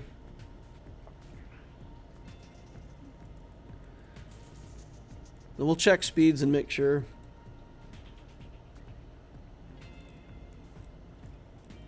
$279. Much faster. And then 272. We're good. So CLS first. Kill CLS first. And he's got like 20 extra speed, but 244, so even with like 20 extra speed, he's 264. It's not a threat. Ayla's support. Check the health and protection ratio. They both have more health. Yeah, so this team, yeah. So this team stacks enough to do 5 instances of 40% health damage, which, as long as their protection is lower, is 200% of their health is enough to kill them. Okay, let's give it a try. Uh-oh. Do I have that Zeta? I gotta check and make sure I have the right Zeta. Yeah, support allies gain 100% protection up. Okay. Phew! I was freaking out for a second. Okay. Let's go. Let's do it.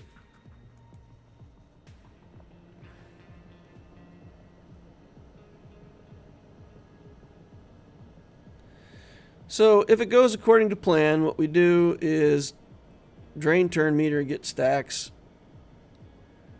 Then this should kill Luke. And then this should kill Chupio. No, it did not. Interesting. Alright, we'll just, you know, crush stuff with Relic 8 Yoda. Got some blinds going on here. Chupio's going crazy. It's just inconvenient. Alright, die. Get out of here.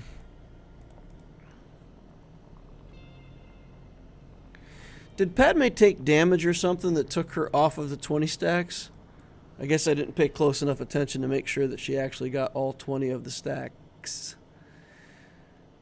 This is Padme with no tank. So I can't actually do Enfys Nest here. With no Kenobi, I can't do Nest.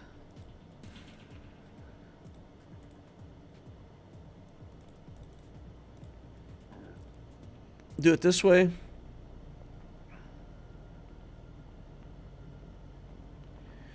Try it with gas, with a Gear 12 gas.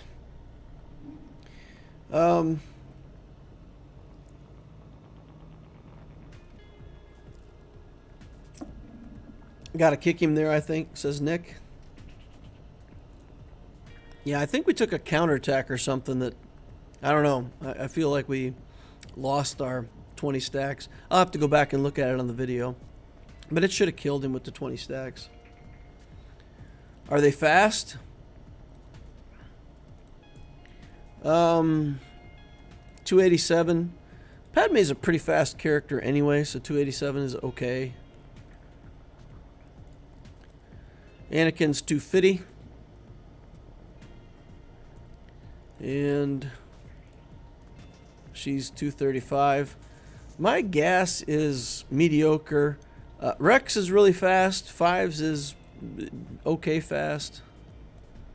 217 is all we got on Skywalker though, so Gear 12. He's got mediocre mods on him right now.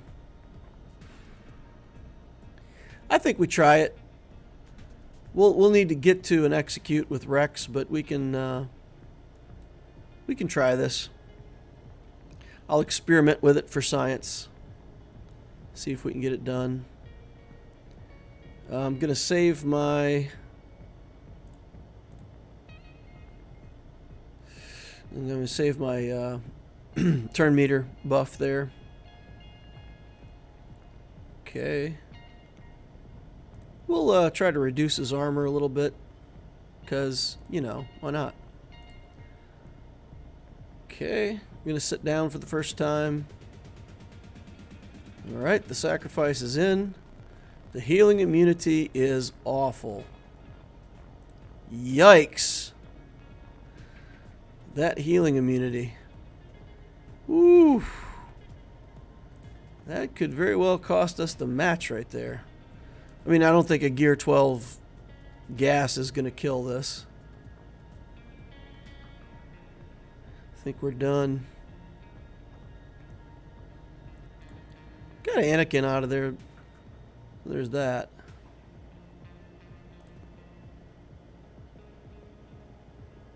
Yeah, he's not got enough swass. Oh, come on, Anakin. Yeah, that healing immunity got us. That got us. That got us. Okay, this team, I feel like we should just do something like Revan. Do something like this. And then we can focus fire on Vandor and hit him with Jedi Knight Luke and take him out. We either have to do this or we have to come up with some kind of team that does insta-kills. I don't know if we really want to throw our Sith in here against them or Mandalorians.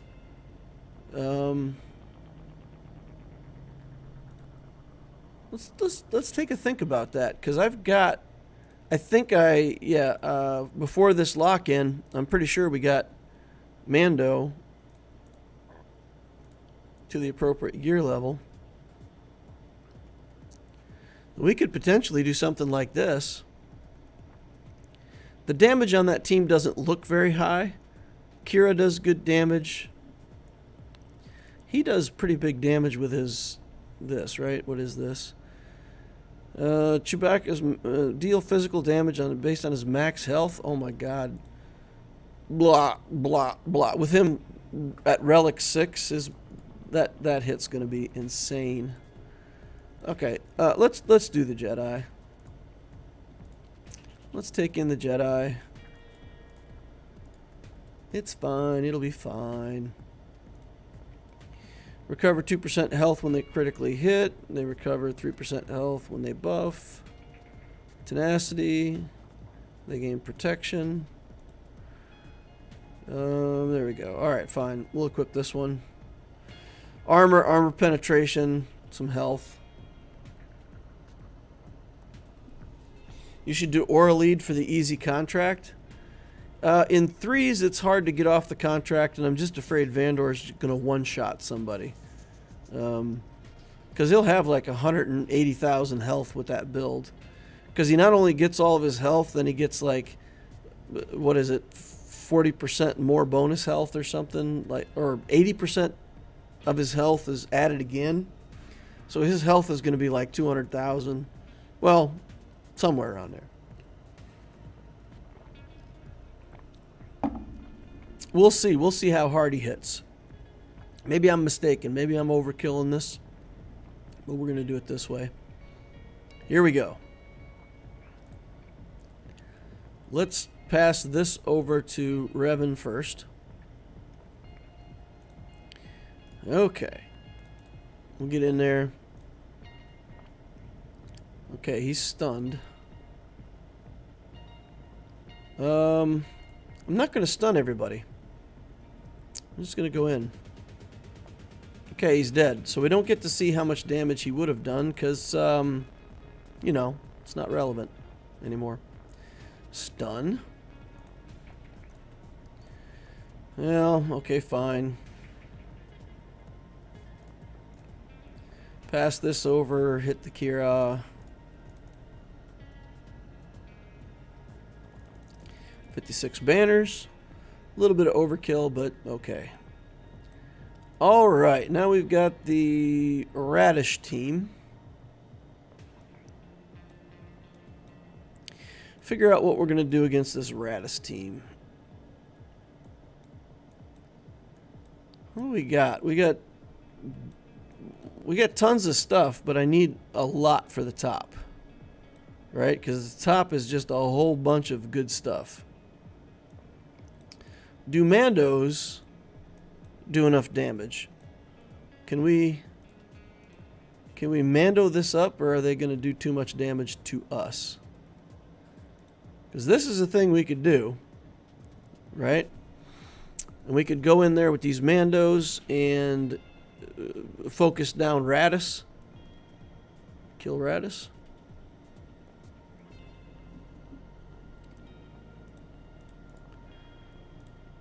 This team does good damage though, right? The Radis team. It does enough damage that it's scary. Radis versus Radis mirror match. Mon Mothma. Some kind of Sith team.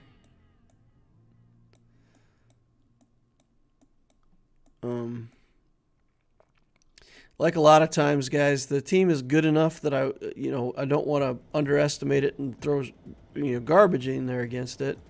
But it's also, I don't want to waste resources on it. It's good on offense. I think it's much better on offense where you can pick the matchup. On defense, it's a bit mediocre.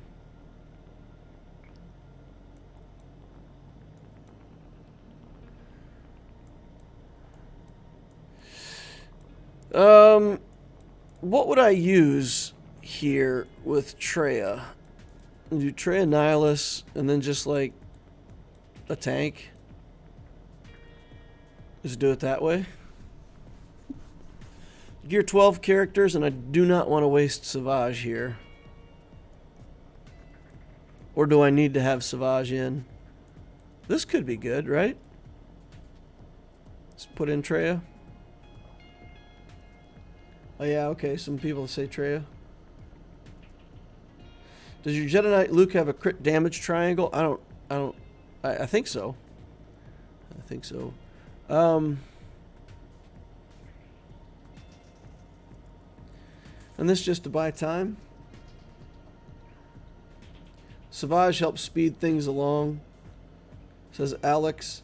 Nick says you don't need Savage here. Okay, let's try it without Savage. Who do we isolate? Do we isolate Radis? I think we isolate Radis, right?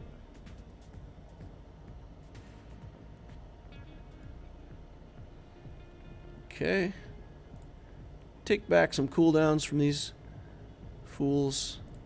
Isolate Radis. See if we can stun him. No stuns for us. Okay, just keep working away at it. I think I want to take Jin Urso low on health. And then we can just yeet Radis and kill Jin. Oof. Okay. Yeet Radis. Oof. That's a lot of damage. Okay. Hang in there, Treya. Don't go. Don't go. I love you. Isolate over here for now. 2 more turns to go. Okay. Now we're stunned. Do that. And then we'll kill Jin. Hang in there, Treya. Hang in there. Alright. We're getting there. We're getting it done. Getting some purple protection up. Yeet. Then we'll re-isolate to give the cooldown over here.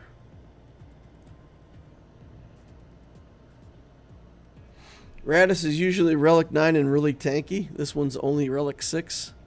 Only Relic 6. Yeah. Radis is pretty chonky. Pretty chonky boy. Alright, now we gotta clean up this Padme somehow. This is a good opportunity for those bounty hunters. Right? We can just...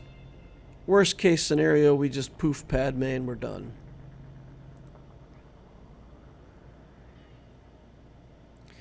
Is Fennec's lead the right thing to do here?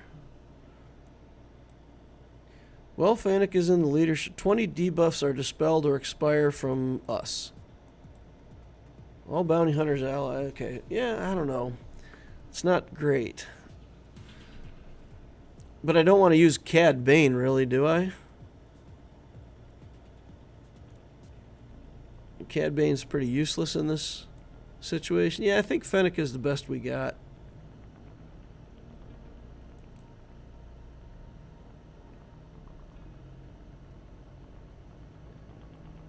They have no debuffs. We have our own debuffs, though, right? Don't we have our own debuffs?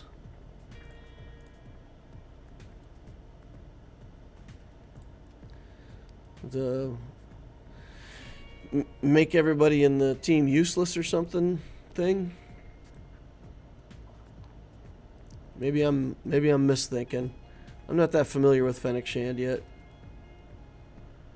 Mistakes may have been made. Yeah, see, there we go. We've all got debuffs now. I thought something like that happened. We'll get the... Oop.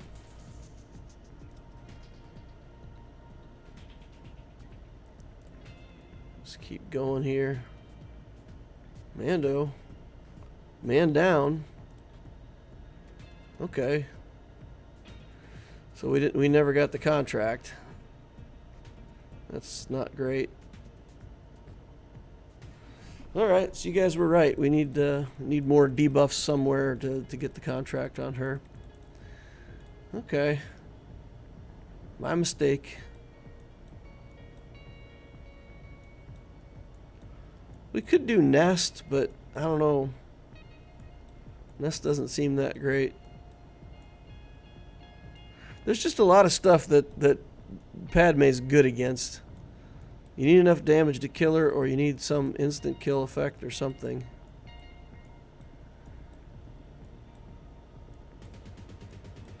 We could do the Treya team and the Mara Jade team here, right? You know what? Let's just throw Nest. Let's throw Nest and see if we can ramp enough damage to get this done.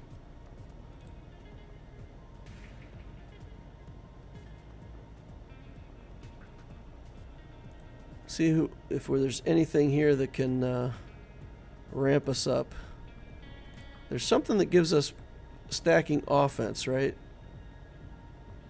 This is potency. With at least 2 buffs that can be dispelled, they gain offense. So I can't get the 2 buffs that can be dispelled, though.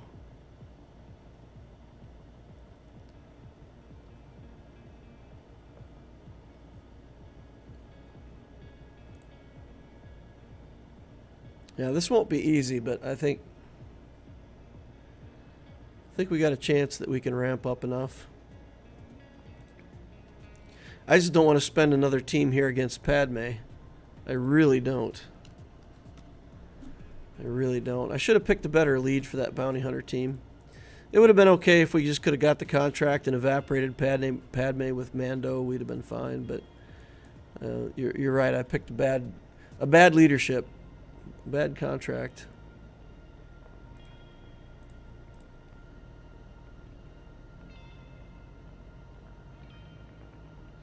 Are ships good for shard shop currency? Yeah. The most efficient shard shop currency conversion in the game is using the Cassian's U-Wing out of the cantina.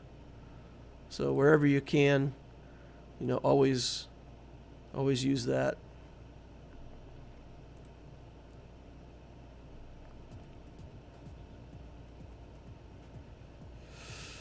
We gotta get the timing down and actually not counterattack. Here we go.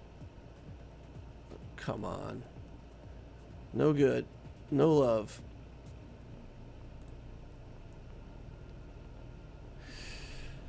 Okay.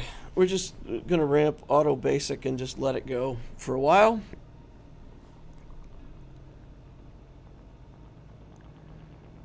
Okay, come on, Nest. Heal up. No. Good gravy. We're getting wrecked over here.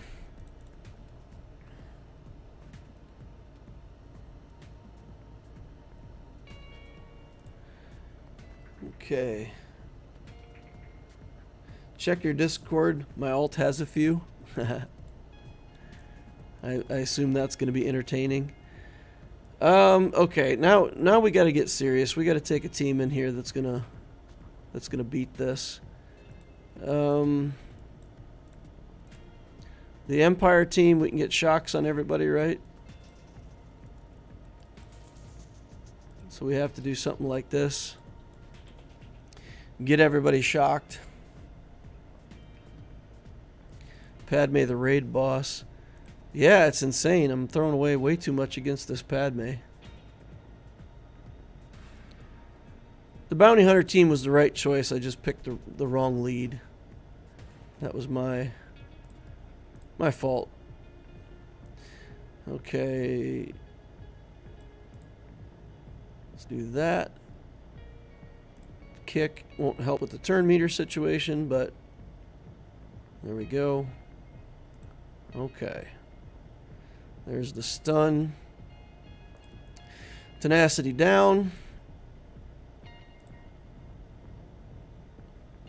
Okay, so what we're going to do, we will target Padme, except for the basic on Mara Jade. Then we have to target over here. But she can do this right now. Then she'll do the basic here.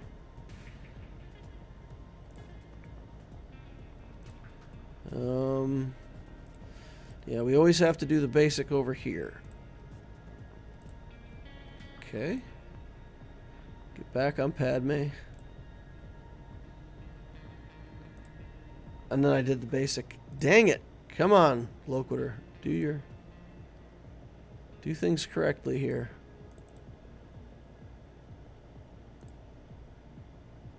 All right.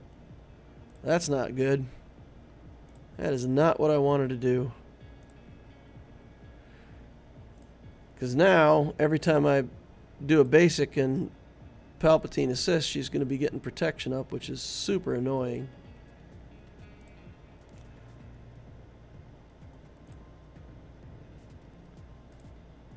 Should still be able to get her down over time. Let's do this.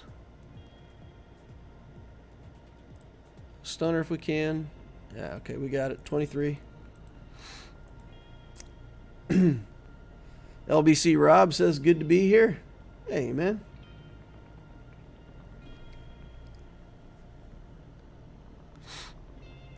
All right, let's see what's on the back wall. We've got 2 GLs, CLS team, all kinds of stuff. All right, so there's a Grievous back here, a Gas, a Dooku, Krennic we don't care about, Gas and Shock T, both at Relic with clones. That's not ideal. Alright, so this one will just Savage. Take Savage in here. Right. We'll give him a datacron. And then we will try to...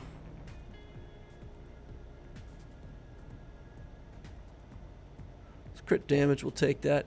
We gotta kill... we gotta kill the B1. We gotta try to figure out how to work around the Magna Guard. I think last time we just... in this matchup, we just had to go through the Magna Guard and kill the B1 and hope that we had enough damage to go through Grievous. If you had this team and it was really fast, it becomes really hard to kill this Grievous team.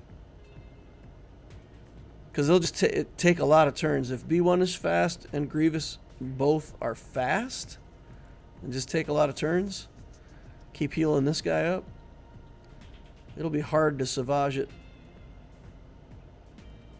Or Wampa, really, right? Okay, we're getting nothing done in this Magna Guard.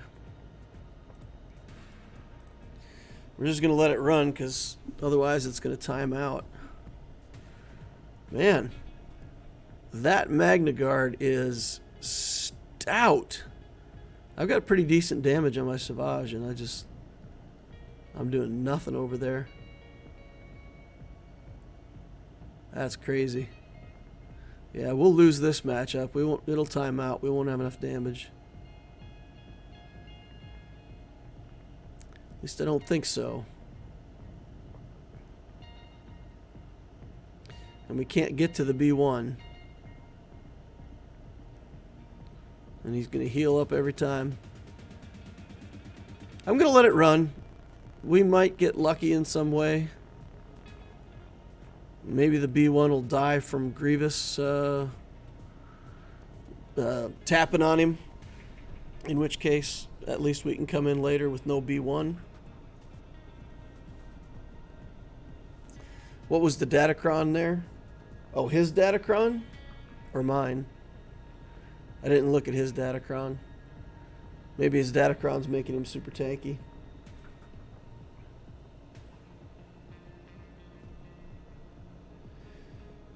Okay. 2 minutes down. The B1 is at 70 stacks, 64.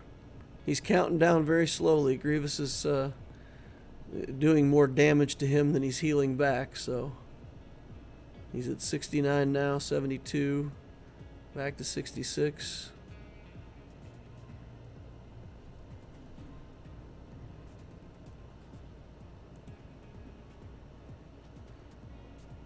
Okay, well, I took it off of auto for a second because I thought maybe I was going to get this Magna Guard down. Oops. 62. Nah, I don't think so. We're only down to 62 and we're past 2.5 minutes. Alex says, I'm behind in the stream, but the momentum feed is quite easy. I did it with a bunch of Gear 8, 9 Tuscans and 1 tank with a Relic. You don't have to win, you just have to find a node without much area effect. Get a pre-taunt tank at Relic and just let them sit there. Okay, well, we killed the Magna Guard and then paid for it with our lives. Datacron here was stats, resistance, potency, a little health.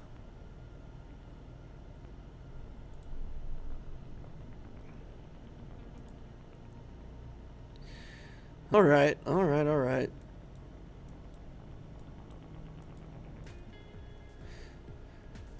Too many relics to fight.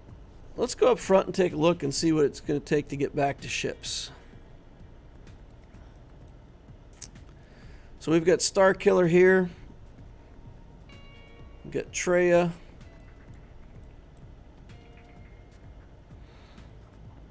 Malgus. Malgus we can do Sith Eternal. This we can probably Trooper. This we can probably JMK if we need to. What do we do against the Treya team? Vader? Vader doesn't work there, right? Can we do just something like Dash Han Chewie and just damage our way through it?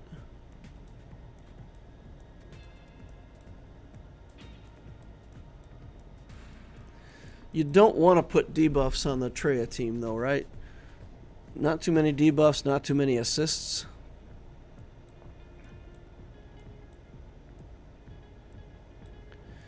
So Dash works, but I probably don't want to do the area effect on Dash, right? Not much recovery on that team, though.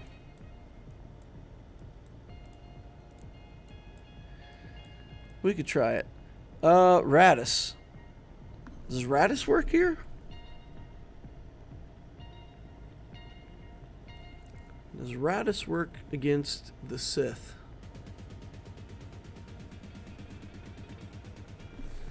I feel like Radis wouldn't work either, right? Alright. Let's think about this. If we do Dash on Chewie and just try not to do the big area effect, I think we're okay.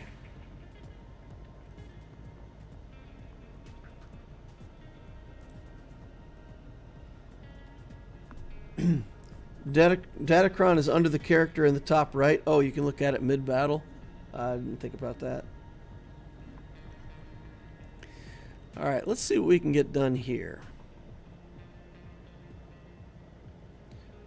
We will hit Treya first.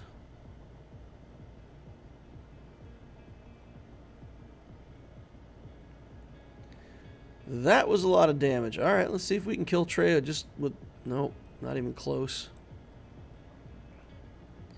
That worked better in my mind. Really a lot better. Oof. That damage, though. Get out of here. Holy cow. What are we going to do against Treya? We could just skip this whole front wall, just take out the back wall and be done with the GAC.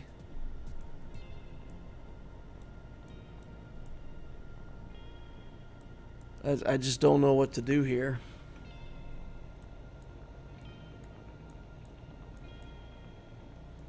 What do I do against Starkiller? Maybe that's a better question. Can I do like CLS against Starkiller? Does CLS beat this? Or is that a losing matchup?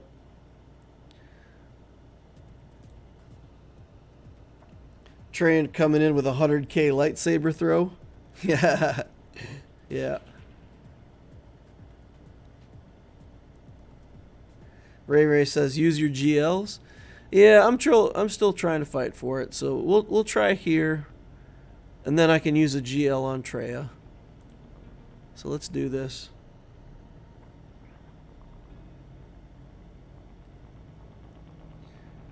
All right.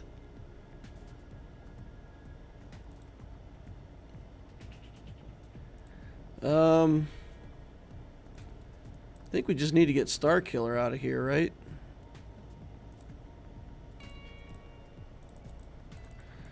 Mara Jade's a big threat. I don't want to get stunned. Like, there's a whole lot of stuff that I want not to happen, but I think Star Killer at the end of the day is the threat. If he gets to his ult, we lose, right?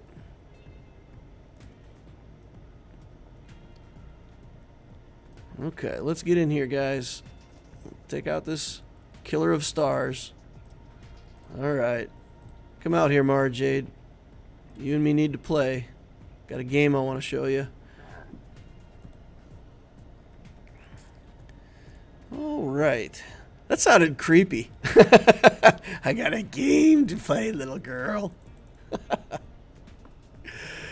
Alright. Play the game of Hide the Mara Jade. Then we got this dash team. We got to figure out what to do against this dash team. How fast is the dash? 356. Zoinks. That is a fast dash. Alright. Maybe we do Radish here.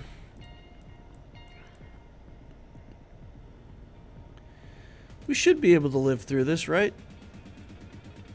We should have enough tankiness, armor, potency, resistance, tenacity. Put all the defensive stats on.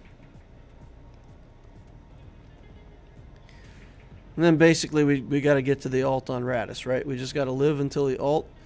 So give that a try.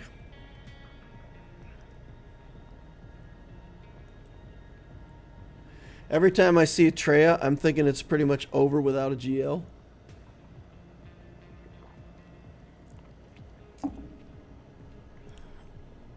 In theory, I feel like Adrad would win. 9 instances of expose on Dash Rendar. We'll take that. Let's get Cassian back. Alright. Well, not great banners, but okay, fine.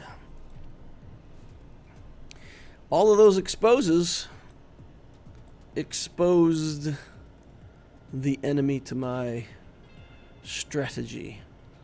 Alright, let's trooper it up. This is going to be rough. Man, 3v3, the troopers are not ideal here. We got to kill HK first. What gives me more offense somewhere? This is more armor. This is crit, health steal, avoidance, crit damage, health steal. Dark side allies inflict dots. I got a lot of datacrons. None of them that I really like here, though. Alright. Okay, so we're going to do this. Link up Dark Trooper. If we just go straight into the mass assist, we're going to trigger the taunt on Malik. Then we'll have Revan to deal with. So I think Piet needs to go. We need to check speeds here. 286. So he'll go. Then Veers has to be fast enough that he's going to go. 301, so he will. Which should get Dark Trooper a turn. So we should be able to do Piet, buff everybody up. Do just a basic attack with him. And then Dark Trooper should be up. And if we can kill him, get turn meter, poke at him, take off a bunch of health with Dark Trooper, and then fight it out from there. Okay. Here we go. Link it up. Basic attack, and then we gotta get a kill. Inches. Inches away. Okay, come on. Tons of damage. Oh, man. We're going back in on Malik. We only got 2 stacks left on our Dark Trooper, but we gotta get in there and try. Come on, get in there. Get him out of here. Come on. Let's go. Malik down. Alright. Now let's get HK out of here. Alright. Now let's... I could have done the area effect there. I didn't think about it. We're good. We're good. We fought through it. Definitely not something that I could have punched up with lower gear troopers, though. We had to be able to take a few wallops there. Alright. Just this. Probably don't even need Wat Tambor, but man, I don't like all of Bastila's debuffs all the time. So let's just play it safe. Be safe. Get it done. We'll take JMK in against that Treya team. Then we'll see ships. And then we'll finish up whatever else we can on the back wall. Alright, let's go.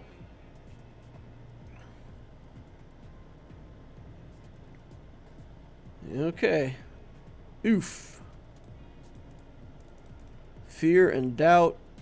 Dissatisfaction. So many things to be afraid of.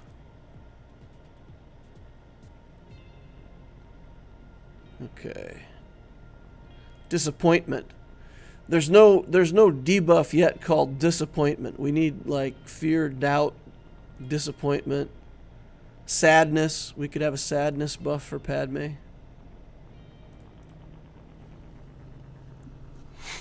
And just put it on auto. Nothing to see here. So are any of you guys playing? No. See, oh, don't. All right. Well, at least he linked decent characters again.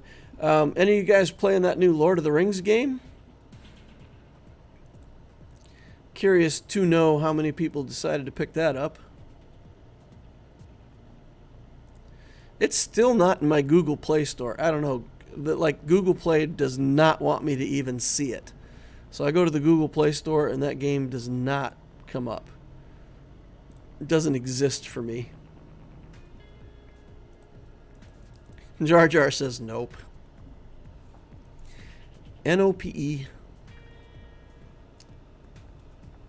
Boris says yep. How do you like it?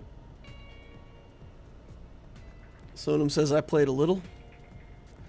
What are we doing here? What are we doing? Tanks, but no tanks. Yeah, I think we put a tank in here this time.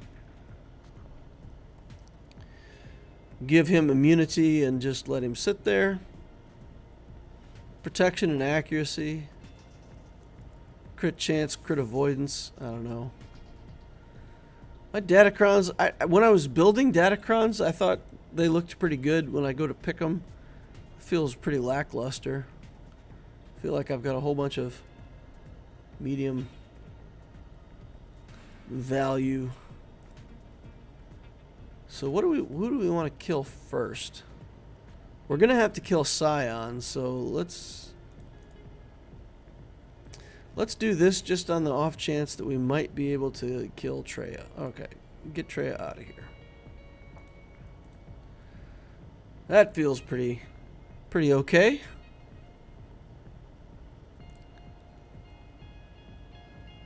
I don't care about the taunt because we can't see Talon anyway.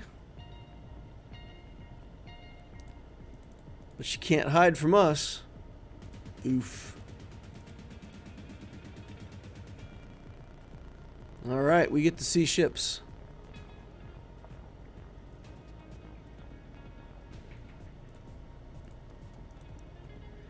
What do we have for ships?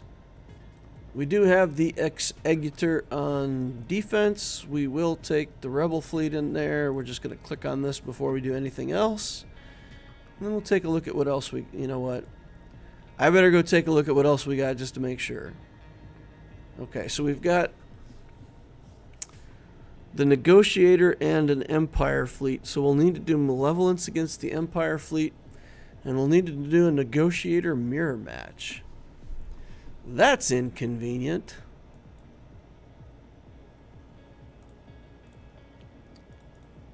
Don't know what else to do, though.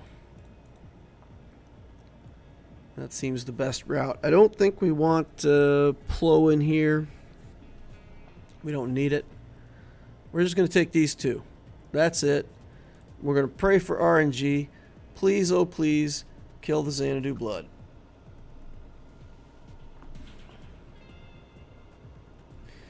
Boris said it's fine. It's not as good as Swgoh. Josh Mills said tried it, but it wasn't fun. Zenith not interested in the game at all. LBC Rob says I've been using gas for the Treya 3v3. Using gas. Oh, no assists on the first. Okay, we got him. I was gonna say no assists there. So gas against the Triumvirate. So she has to isolate Anakin, and then you sit down and he's not isolated anymore. I mean, and then, oh, okay, so then you just use executes to kill, that seems fair. I think when I have a Relic gas, that would be a very good counter to use. I'll keep that in mind. I don't think I would have countered that team with a Gear 12 gas. That's all I have on this account is a Gear 12. And I still won't have him relicked this week either. We didn't get there. We got Maul relicked, but not gas yet. Gas will be next. Then we'll finish out the Fennec team, and then we'll go back to our regularly scheduled Jabba build. Maybe Canderous has to be built somewhere during that journey whenever I get Canderous ready. So, still a lot of stuff that I'm building on the account. I'm kind of doing a lot of things all at once. But we'll build into Jabba. We got a Mando team, we'll have a Hutt Cartel team, then we'll have a Jabba team. We'll have an Old Republic team. So we'll have like 4 functional teams on this account. When I'm done, when it's all said and done, we'll see if we can eclipse that 5 million contribution rate. Get about 6 million per run, something like that. If Jabba can get 2.7, that's already halfway there, right? And then you got to get 1 million with a couple other teams. That's my goal. I want to see if I can get to about 5-6 million participation, something like that.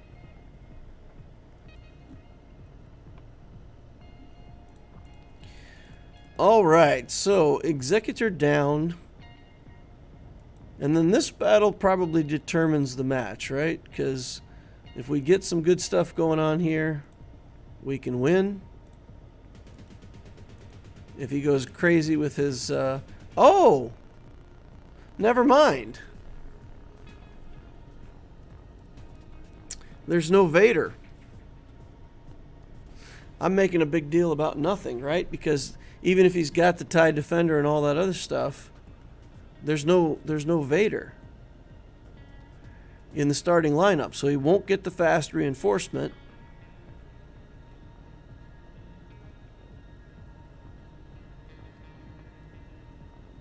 .7, that's 3 of them at Relic 8.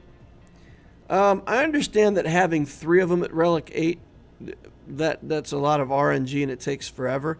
I don't have the patience to do 6 or 7 runs to try to get it right.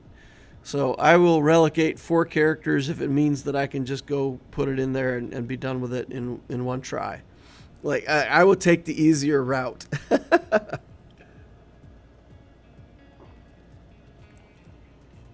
Saw a guy use Jabba, Chrysanthemum, and Boosh in the Crate Raid Tier 8.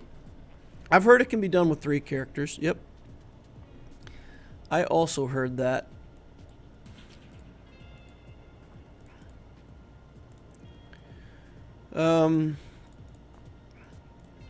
Let's go in like this.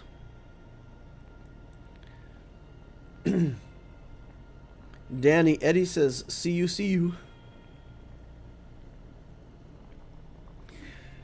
All right, here we go. Let's target the TIE bomber first. Maybe. I think I just want to kill the TIE bomber. I want that thing dead before it does a second round of fire. That's the goal.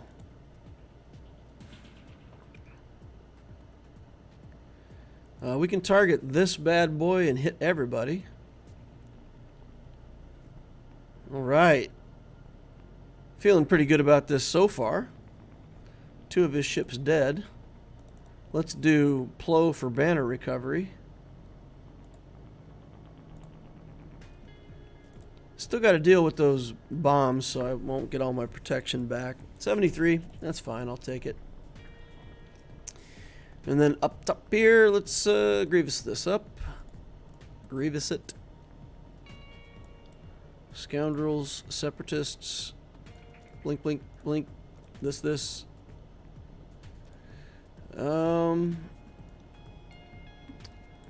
Yeah, we're not going to have another fleet in any way, shape, or form, so let's just... There's nothing here that works well for cheese, though. Yikes. You know what? We're going to do this, and we're going to either get it or not. Let's go.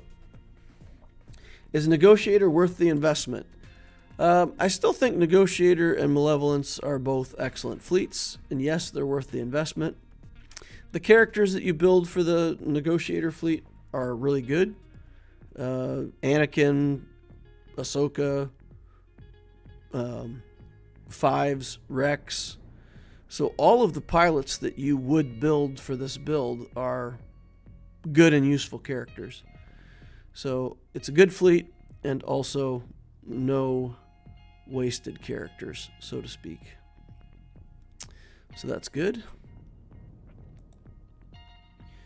All right, let's do this. And let's target Anakin. Put buzz droids on everybody. Okay, and we just gotta... Well, that's inconvenient, so no more buzz droids on him. Dang it. Come on now. Let's see who we can try to kill. Anakin, you're the big winner. Okay. Can't kill him on that one hit, so there we go. He's out. That makes things a lot easier. Get the buzz droids back on. And we'll just stay on him. Okay, die. Goot. Okay. Work our way over here to Fives. As soon as we put the buzz droids back on Ahsoka, she's just going to clear them anyway with her skill. So for right now, work on Fives. Okay. Oh, wow. Look at this. Lando's Millennium Falcon. It's still got the escape pod up front. Looks weird with the front closed in like that, right? I think we're all so used to seeing it with that front part missing. It looks odd when it's there. Do you guys know the story of how the Millennium Falcon got looking like it does? I think it's pretty cool. They actually started out with a spaceship that they designed that When they first looked at it, it was just round and it looked too much like a flying saucer. And Lucas was like, nah, we're not going to make a flying saucer. Like, we got to do something different. So they had to like remake it a couple times and just like stuck stuff onto a flying saucer until it looked enough not like a flying saucer that it was okay. It's pretty funny. All right, gas. How do we beat gas with the garbage we've got remaining? Iden? Can Iden beat gas? Question mark. We've got this trooper and this trooper left.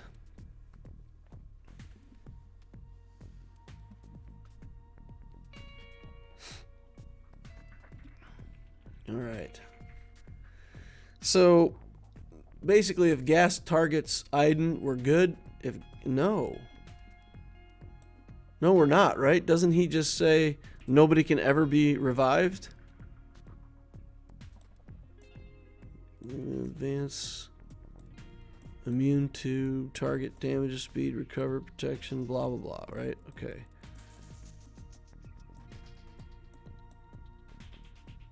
All units can't be revived.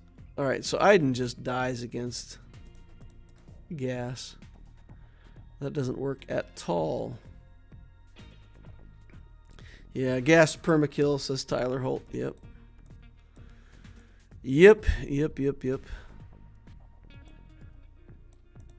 we have any Mandos left at all? Mandalorians. We've got some. We've got some Mandalorian trash down here.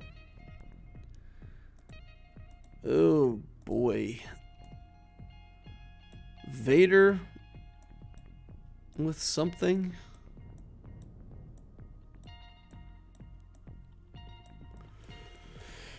Yeah, I used up too much stuff. I dropped a couple battles and just used up all the resources, and that's it. Maybe there's some kind of Jedi thing that we could do here. What kind of Jedi do tons of damage? Ayla can't stun anybody. So basically we just got to wrestle gas to the ground and then kill the other two guys while he's down. This team isn't going to do that. Maybe it will. Maybe if I save Bastille as assist, we can kill 5s like in 1 or 2 hits.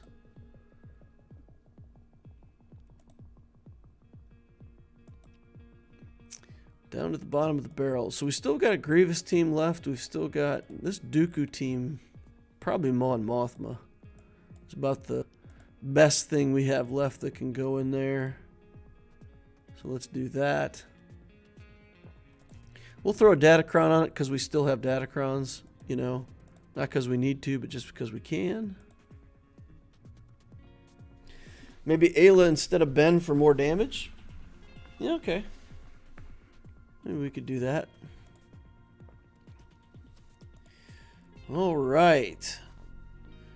Come on, B2. Let's go. Okay. Get the stuns off. Battle of attrition here.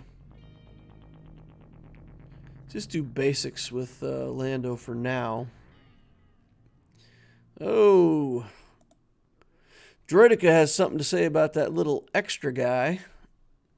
And what he had to say was, pew, pew, pew. All right. Bring back my Lando. My Lando? That sounds like a medicine.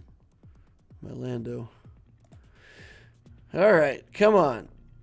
Get that battle droid out of here. All right. Step 1 complete. Now we got to get our ad back so that we can remove the buffs from Droideka. Wow. And then he just instantly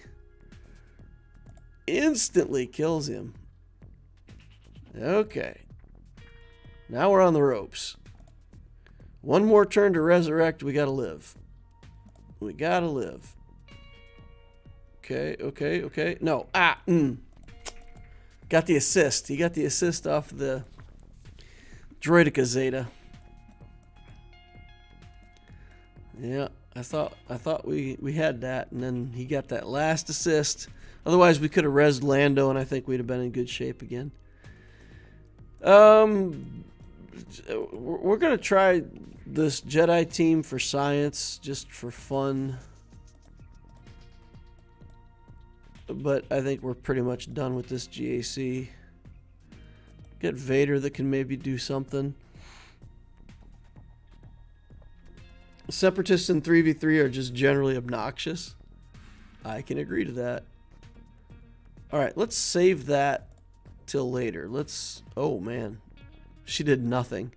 She runs over and taps gas and she's like, BAM! Gas is like, ooh, that tickles. Okay. Counterattacks. Get in there. Alright, we're going to have to swing hard here in a second. No taunt. No taunt, huh? Alright, heal up a little bit. Oof. Yeah, it's over. Too good. Now, aerial advantage is up for Rex, so even if we don't die, we're going to die anyway. Alright, I think we got a Krennic team that we could just take a poke at real quick. An Omicron Krennic team. Even now. Even this.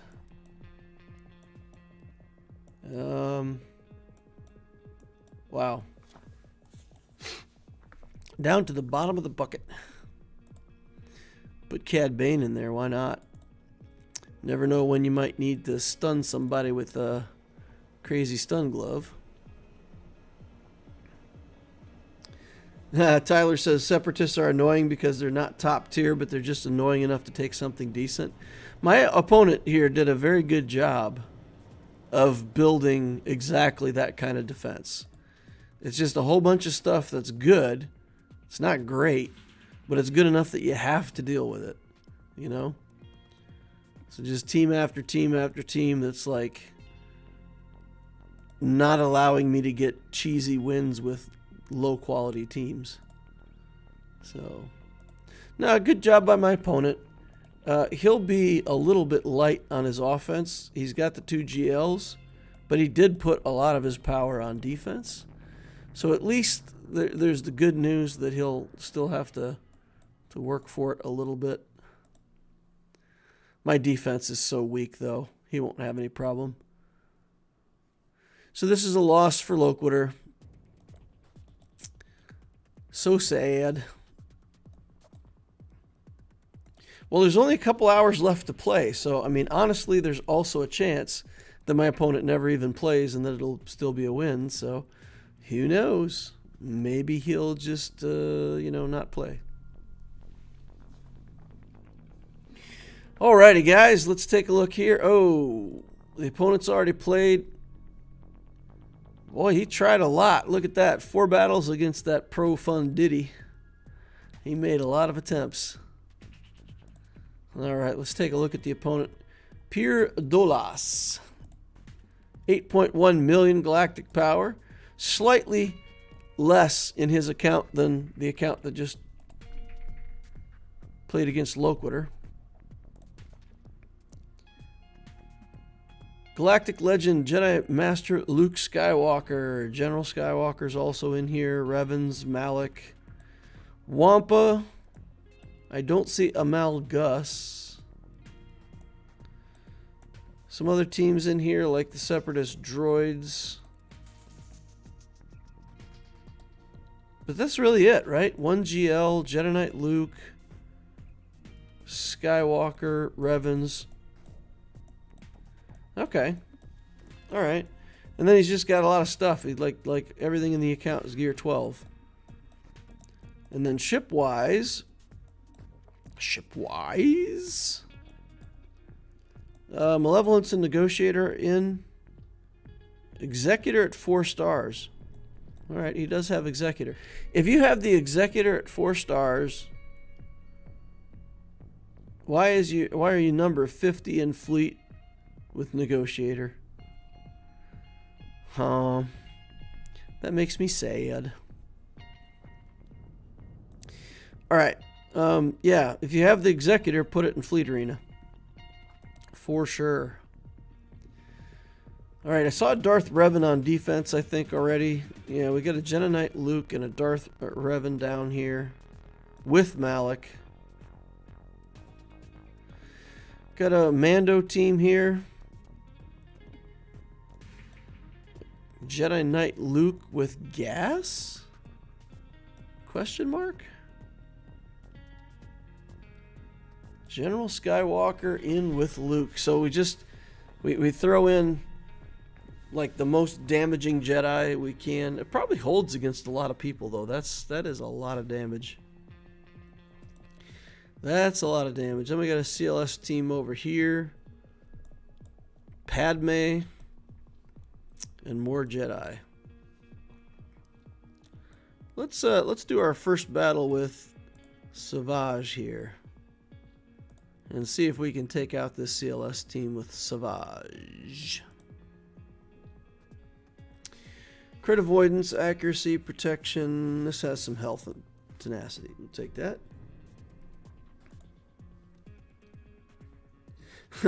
Boris says 8.1 million in Chromium 3. Yep. The GAC ranks are littered with people who are not even close to their respective galactic power. Yep. It's sad. It really is sad. How do you guys feel about it? Do you feel like, other than just the fun, so Grand Arena, it is fun to play against other people's accounts. It's fun to see what they build. It's fun to test out your teams against other full, rosters. So it's a fun roster check. But other than being like a fun way to check your roster against other players, do you guys see any reason at all to play GAC? So like there's a lot of people that don't even play it. They just collect their daily crystals and kind of don't even play GAC. The rewards out of here are pretty unmotivating. I don't know. I think like for these people with the 8.1 million accounts in the middle of Chromium where they don't belong, I just feel like there's not much motivation for those people to try to build their accounts to Kyber. I don't want them in Chromium, but if I was this player and you said, well, I don't want you in Chromium, and you'd say, well, I don't care about going to Kyber. I don't care. Who cares?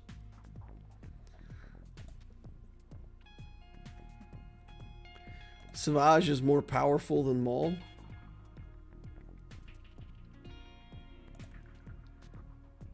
Savage is powerful as a solo character in GAC. That's it.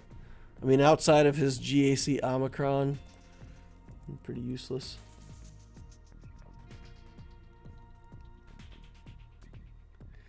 LBC Rob says, I'm in a Rhodium 4 with 4.8 million GP. Yeah, I mean, people who are playing their account that are trying to do a good job.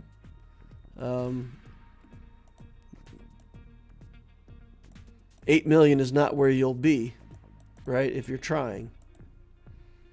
But I guarantee a lot of these folks, they're not even trying. It's like no motivation at all.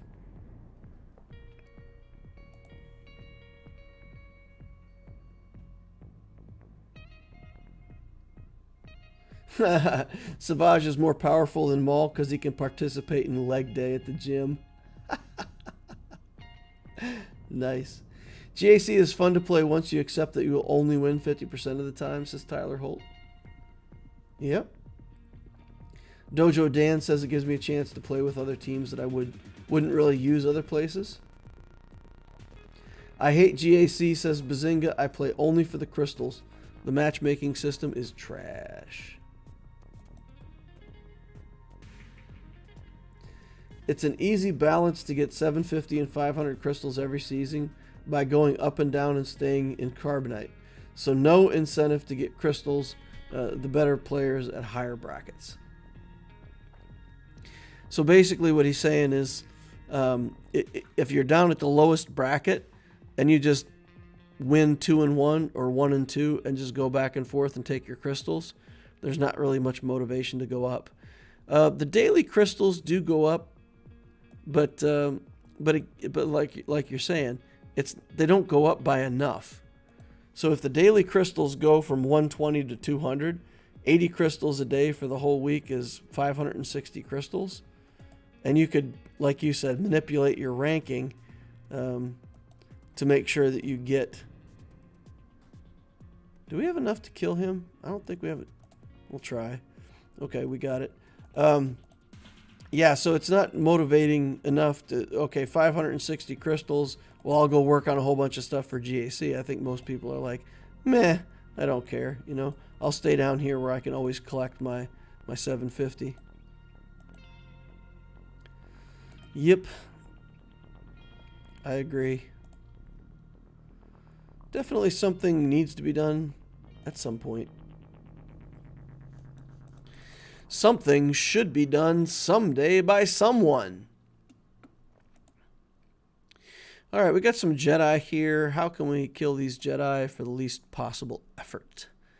We got a Darth Revan team that we got to go look after. What are we going to use here if we actually want to beat this Revan team?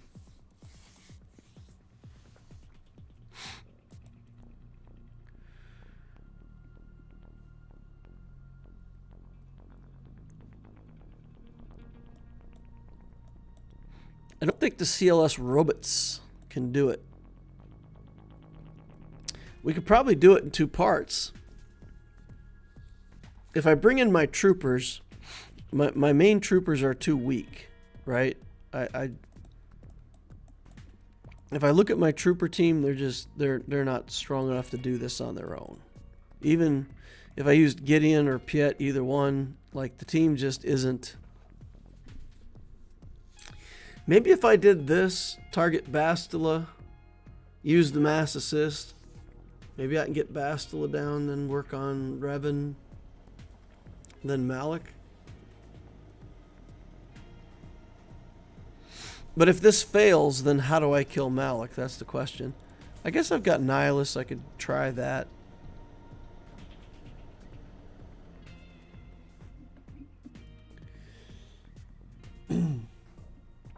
For me, the Zeta materials are worth trying. I always feel like I'm behind on Zetas. I want to push my way through GLs.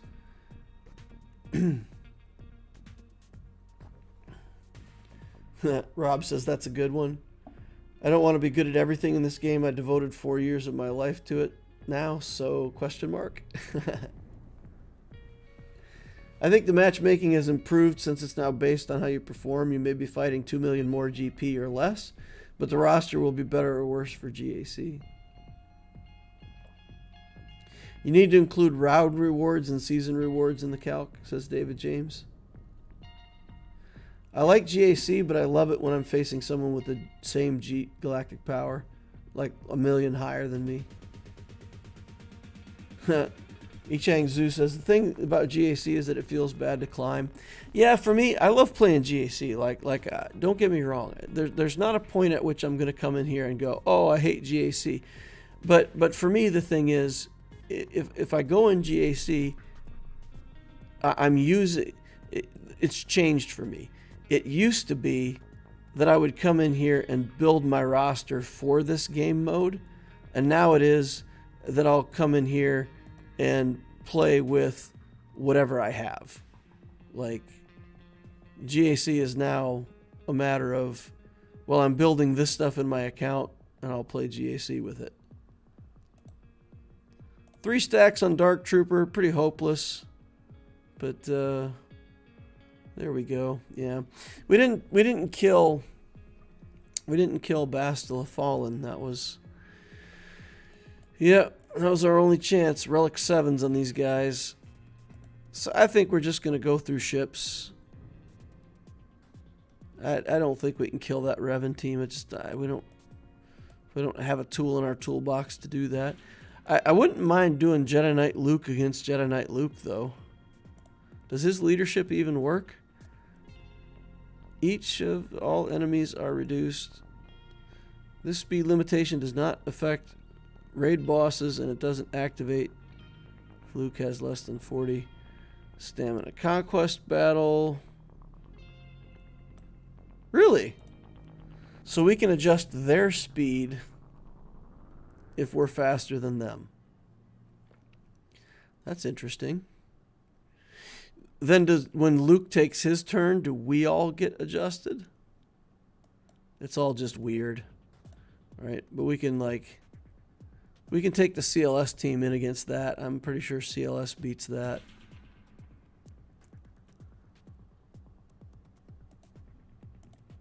Okay. So we'll do what are we going to do here? This team has mediocre damage. I mean, Yoda goes crazy, but overall not great. Man, I don't want to lose to that Revan team. I do not want to lose to that team.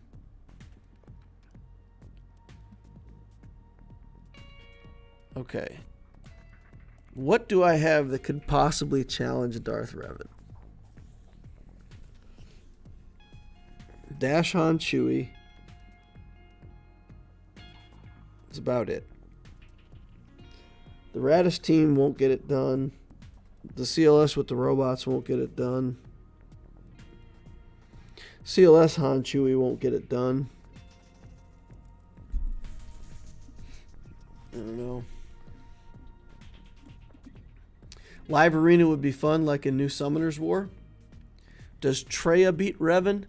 Not at Relic 7. I mean, my Traya is like, what, gear 10? I don't think gear 10 Traya is going to do anything against that Relic 7 team.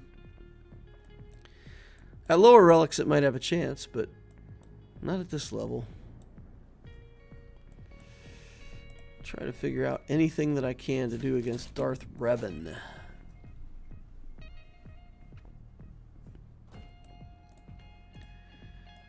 You know what? Let's beat these two other teams. Let's beat it. Oh, God, I do not want to give up to this team. If I can bust through this, I can see the back wall. And we got chances to do stuff. If I don't get through to the back wall, I can't win the GAC because he cleared everything but ships. So I have to clear this team. Have to. Qui-Gon Jinn. Let's take in Qui-Gon and hope that he hits me and I can just do the Mega Smash and kill people with Anakin.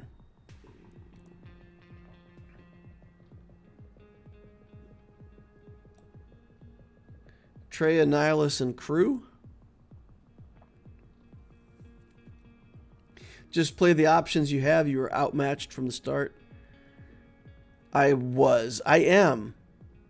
But it doesn't mean that I have to like it or accept it.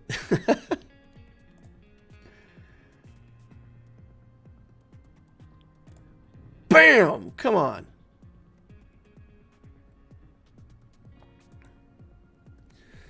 Okay. Not enough. Not enough sauce on the Anakin. Got rid of Bastila, though.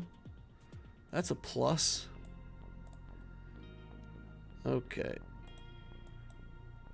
Let's just kill some things and move on. Just be grumpy and sad. I don't really want to do that. Let's do CLS. Do CLS, robot, datacron, Let's go. Equip it. Get her done. Jedi Knight Luke, Hoda, and Old Ben. Jedi Knight Luke beats Darth Revan, right? What? Jedi Knight Luke beats Darth Revan? You know, maybe without Bastila. Maybe without Bastila. Okay, we could try that. Okay, come on. Let's get in here. Let's get some damage done.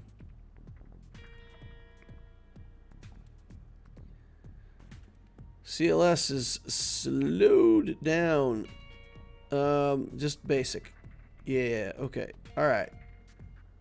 Now we're on to Luke. Taking 7 turns in a row, this guy.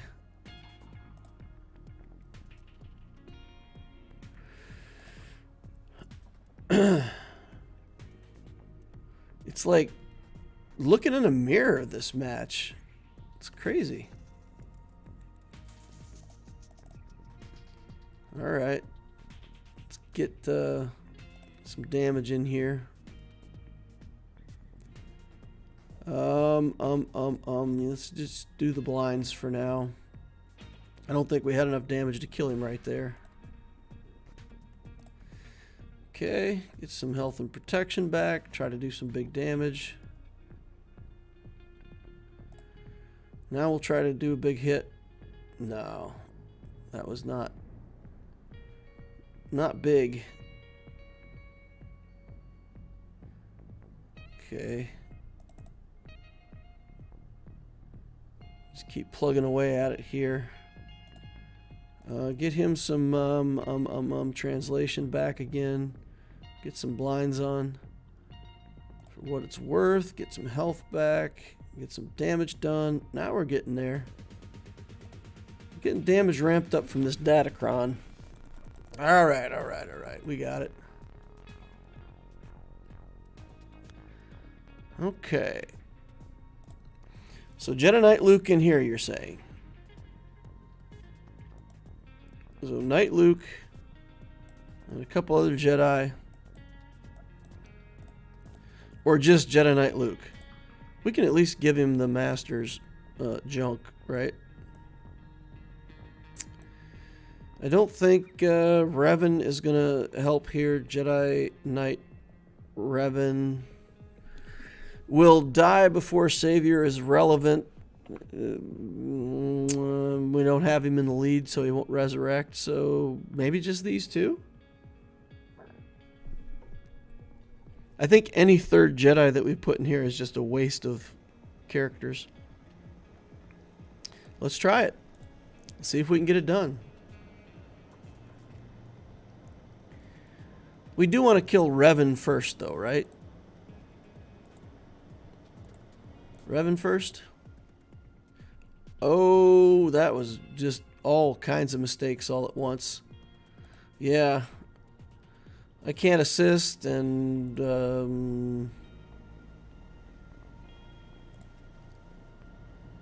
okay. Now we just have to not die to Malik if he gets a drain again.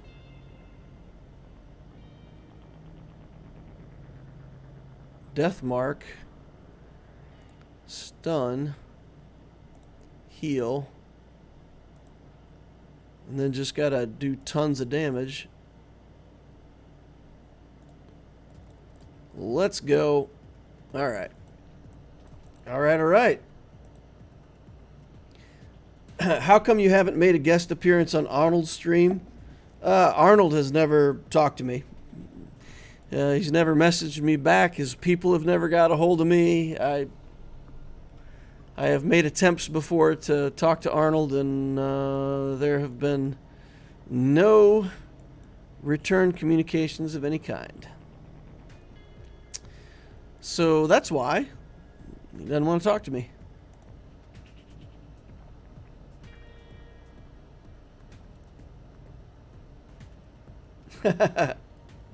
What? Is he jealous? I don't think he's jealous. I think I'm beneath his notice. I think he's up in the ivory tower and he looks down upon the peons and he's like, oh, who is that? So far down. All right.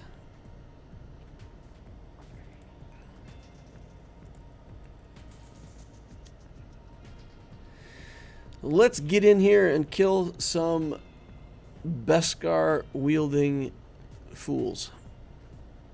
Let's go. When I have them, they're awesome. When the other team has them, they're just a bunch of Beskar clad fools. Okay. Wow. That was like going to one of those shooting ranges with paper targets, man. We just made them look foolish. All right. We got the back wall. We got stuff on the back wall, but it's not bad stuff, right? Okay. All right. We got chances. Let's get in here and see what's up top. See what's on fleets. Get this Jedi team taken care of here. That's the last really good team, so I think we use Radish here. And then we can kind of sort out what we want to do on the back wall. This team should fall apart on the alt, if nothing else.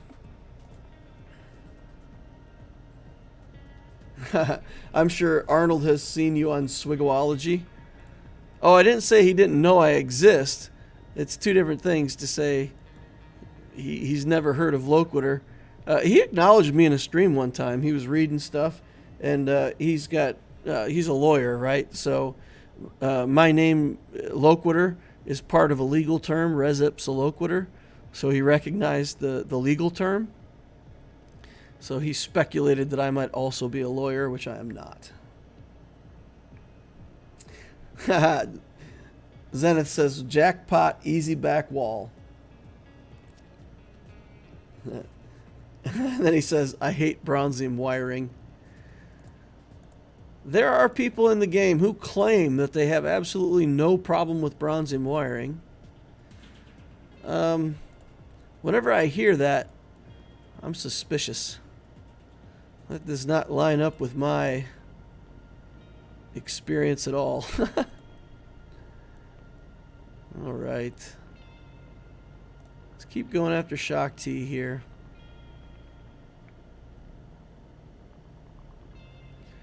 Oh. All right. Let's get some foresights out of here. Oh, so close. So close yet so far away. All right, let's steal turn meter again if we can. Got a stun, that's nice. Throw a grenade. A grenado.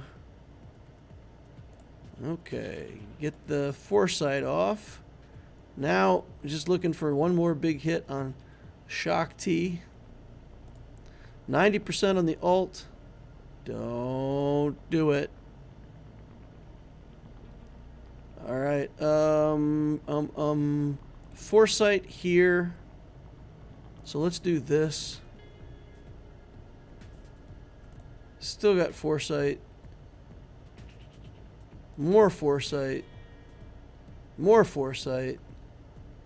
All right, get rid of those foresights. Now we can do the alt.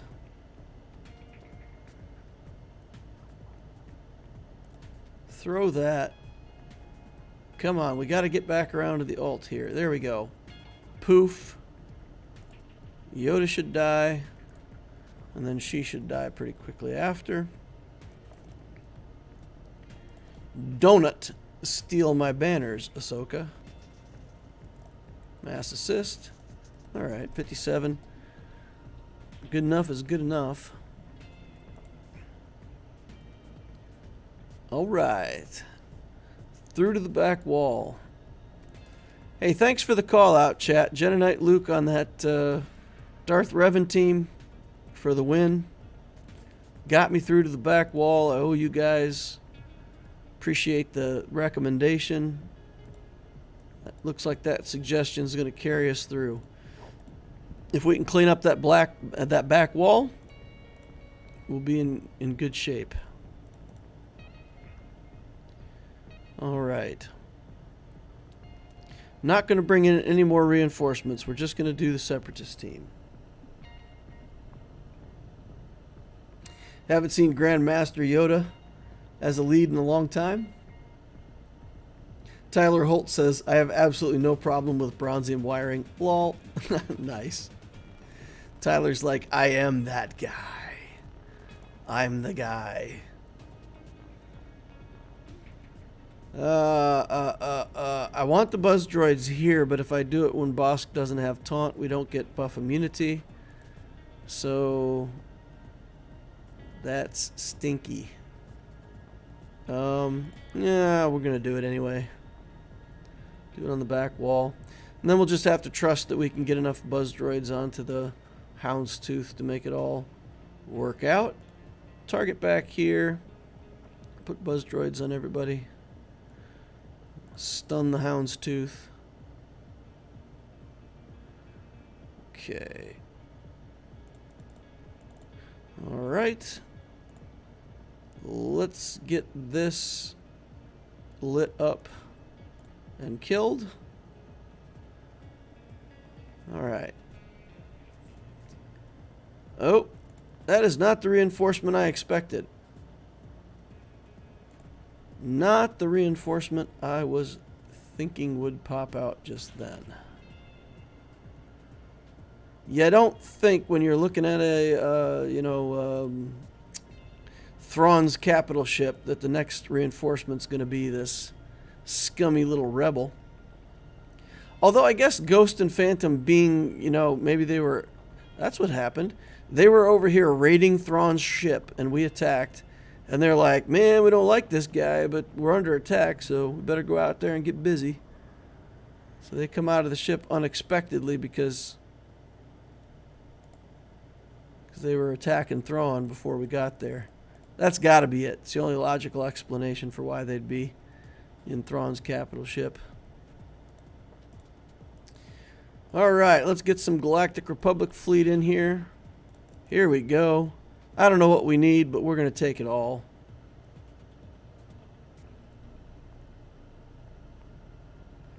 A lot of people keep telling me to buy that garbage bronzium wiring pack, 500 crystals for just 25. Get out of here. Well, I'll be buying it. I'll be hitting that up a couple times on the Loquitur account. I'm still in pretty good shape on the Abtisio account. But over on Loquitur, we're permanently out of bronzium wiring. If you get the hyperdrive bundle, it helps. You stay ahead on bronzium wiring for quite some time. If you've played from level 1 to 85, you don't get those materials. Then, yeah, it's a lot different on the bronzium wiring spectrum. Okay. Let's do this because everybody's like smoking and burning, and we just need one hit over here. All right. 72 banners. Maybe I recovered something with that plow. I hope I did. Might have got a banner back somewhere. All right. How we doing? We still need like 200 and something.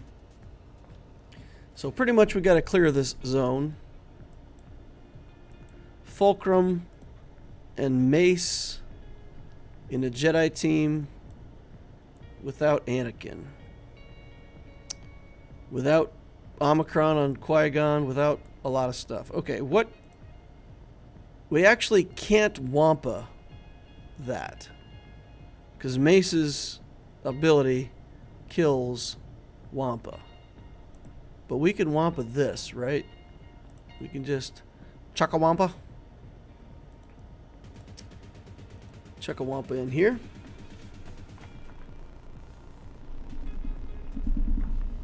Xena says, I have 15k crystals. You know what they say about a person with 15k crystals? I'll tell you. I'll tell you what they say. You're not going to like to hear it. You're not going to like this. We're not going to be friends anymore, I don't think. But for somebody with 15,000 crystals, we're going to say there's a lot of missed opportunities. Those crystals probably could have been turned into effective teams, ships, mods, something by now. So it's good to have crystals, but if you're not using them for anything, man, those are refreshes on proving grounds that could have been done. I'm not kidding about that. I'm not trying to be mean, and I'm not trying to be nasty. But if you've got 15,000 crystals and you're not spending them, they don't do you any good sitting in the bank. There's projects that could benefit from crystals. Okay, mace. I don't know. Can we do it with just this? I think we can, right? Because the first Merciless Massacre will pretty much kill these two guys, and then we just work through it with mace. Should be good. Saving it for refreshes on Executor once I hit 4 million GP. Alright. Alright, fine. You got a plan for it. I'll accept it. I'll accept it. If you got a plan for it, I'll accept that. Alright, let's do this. Let's do this. Let's do this. And we'll hit over here again. Get a taunt back up. And then we'll try to... Is this undodgeable? Dispel all buffs, deal blah blah blah. Can't be evaded. Oh, it didn't kill him. Say what? I was 100% sure that that was a kill right there. Overconfidence in my Vader. Alright, 57 banners, we'll take it. I think Proving Grounds is not a good investment because the shards come naturally. But it's gain and loss, right? So if you need Cat, for example, and you say, well, I'm just going to wait for Cat to come naturally, or you could actually build JMK and get Cat, then which are you going to do? Are you going to wait forever, just get her naturally? Or are you just going to go ahead and accelerate that and get Cat into the account? It's always worth it if the value that the character adds is going to pay back. And it's never worth it if the value of the character isn't going to pay back. Right? So that's a different way of looking at it. If spending on the character will get you something in return, then you do it. And if not, then you don't.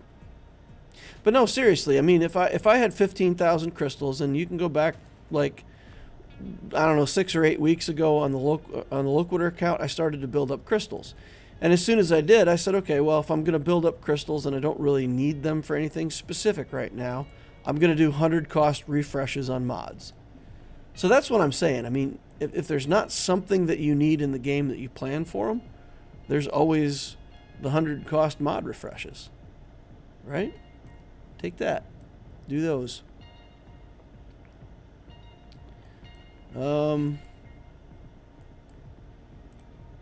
We got Empire stuff that we can throw in here, right? Where's Mara Jade? Where be Mara Jade? She's weird. Like, her galactic power is so low compared to other characters. I don't know why that is.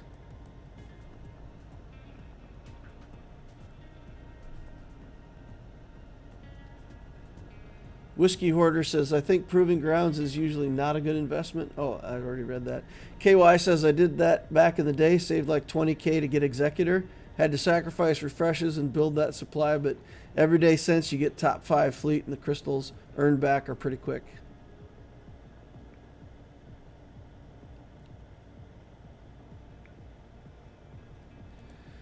Okay, let's pass this over to Mara Jade. Let's target Barris and start dealing damage. No stun. Let's get a kick. Get some shocks on everybody. Shocky. Alright. Bastila's out. The rest of this should be easy. It's just a matter of giving these guys enough paper cuts to win. Alright. Eth Koth. Not every day you see Eth Koth lead. Somebody was talking about the Grandmaster Yoda lead. Grandmaster Yoda, common compared to that Eth Koth lead.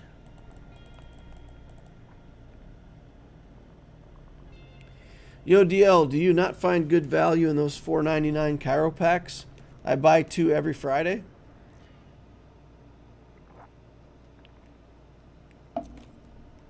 So, on my main account, when I started playing, I would buy any kind of packs like that that were good value.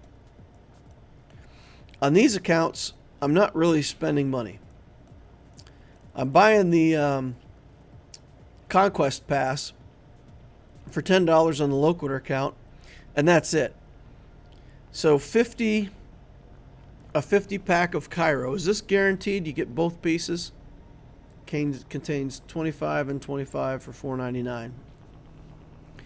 Yeah, $5 for a Cairo is a pretty good deal.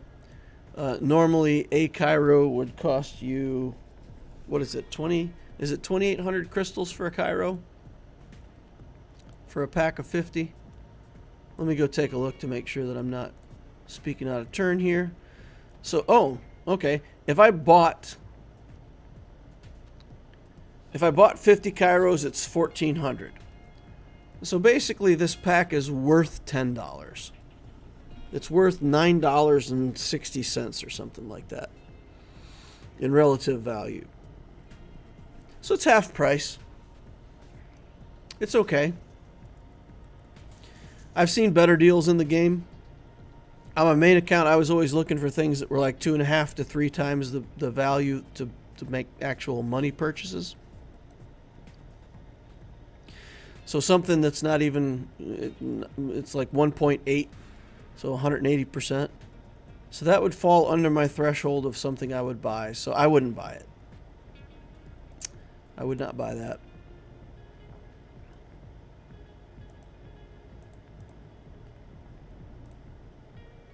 That's not bad though. I mean, if you need Cairos and you got $5, so it's not a bad deal. It's just not great. I guess not to take the shine off of it or make you think you're doing something bad. You're not. It's a convenient way to get Cairos for a few bucks. But it's about 1.8 times the value of what you're spending. Grimsy says the $5 Cairo pack and the Monday Relic pack are where it's at. $10 for the Relic pack.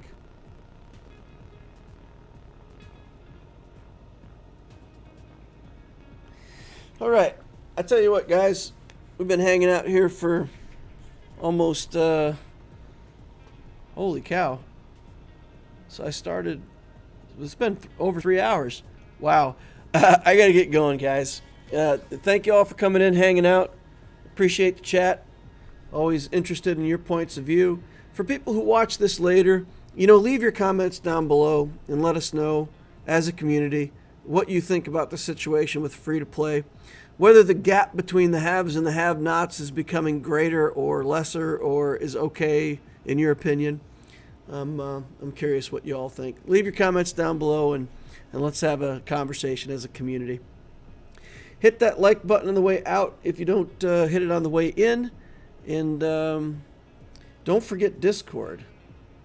Don't forget Discord. Jar Jar Binks keeps telling me to look at Discord. Okay.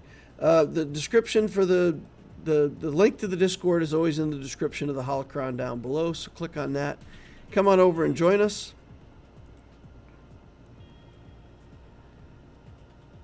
Okay. I'm not exactly sure why I'm being pointed to Discord. Okay. Anyway. Jar Jar, let me know what it is that you want me to see over there. All right, I'm going to wrap it up there. Thank you all for watching, and I'll see y'all in the next holocron.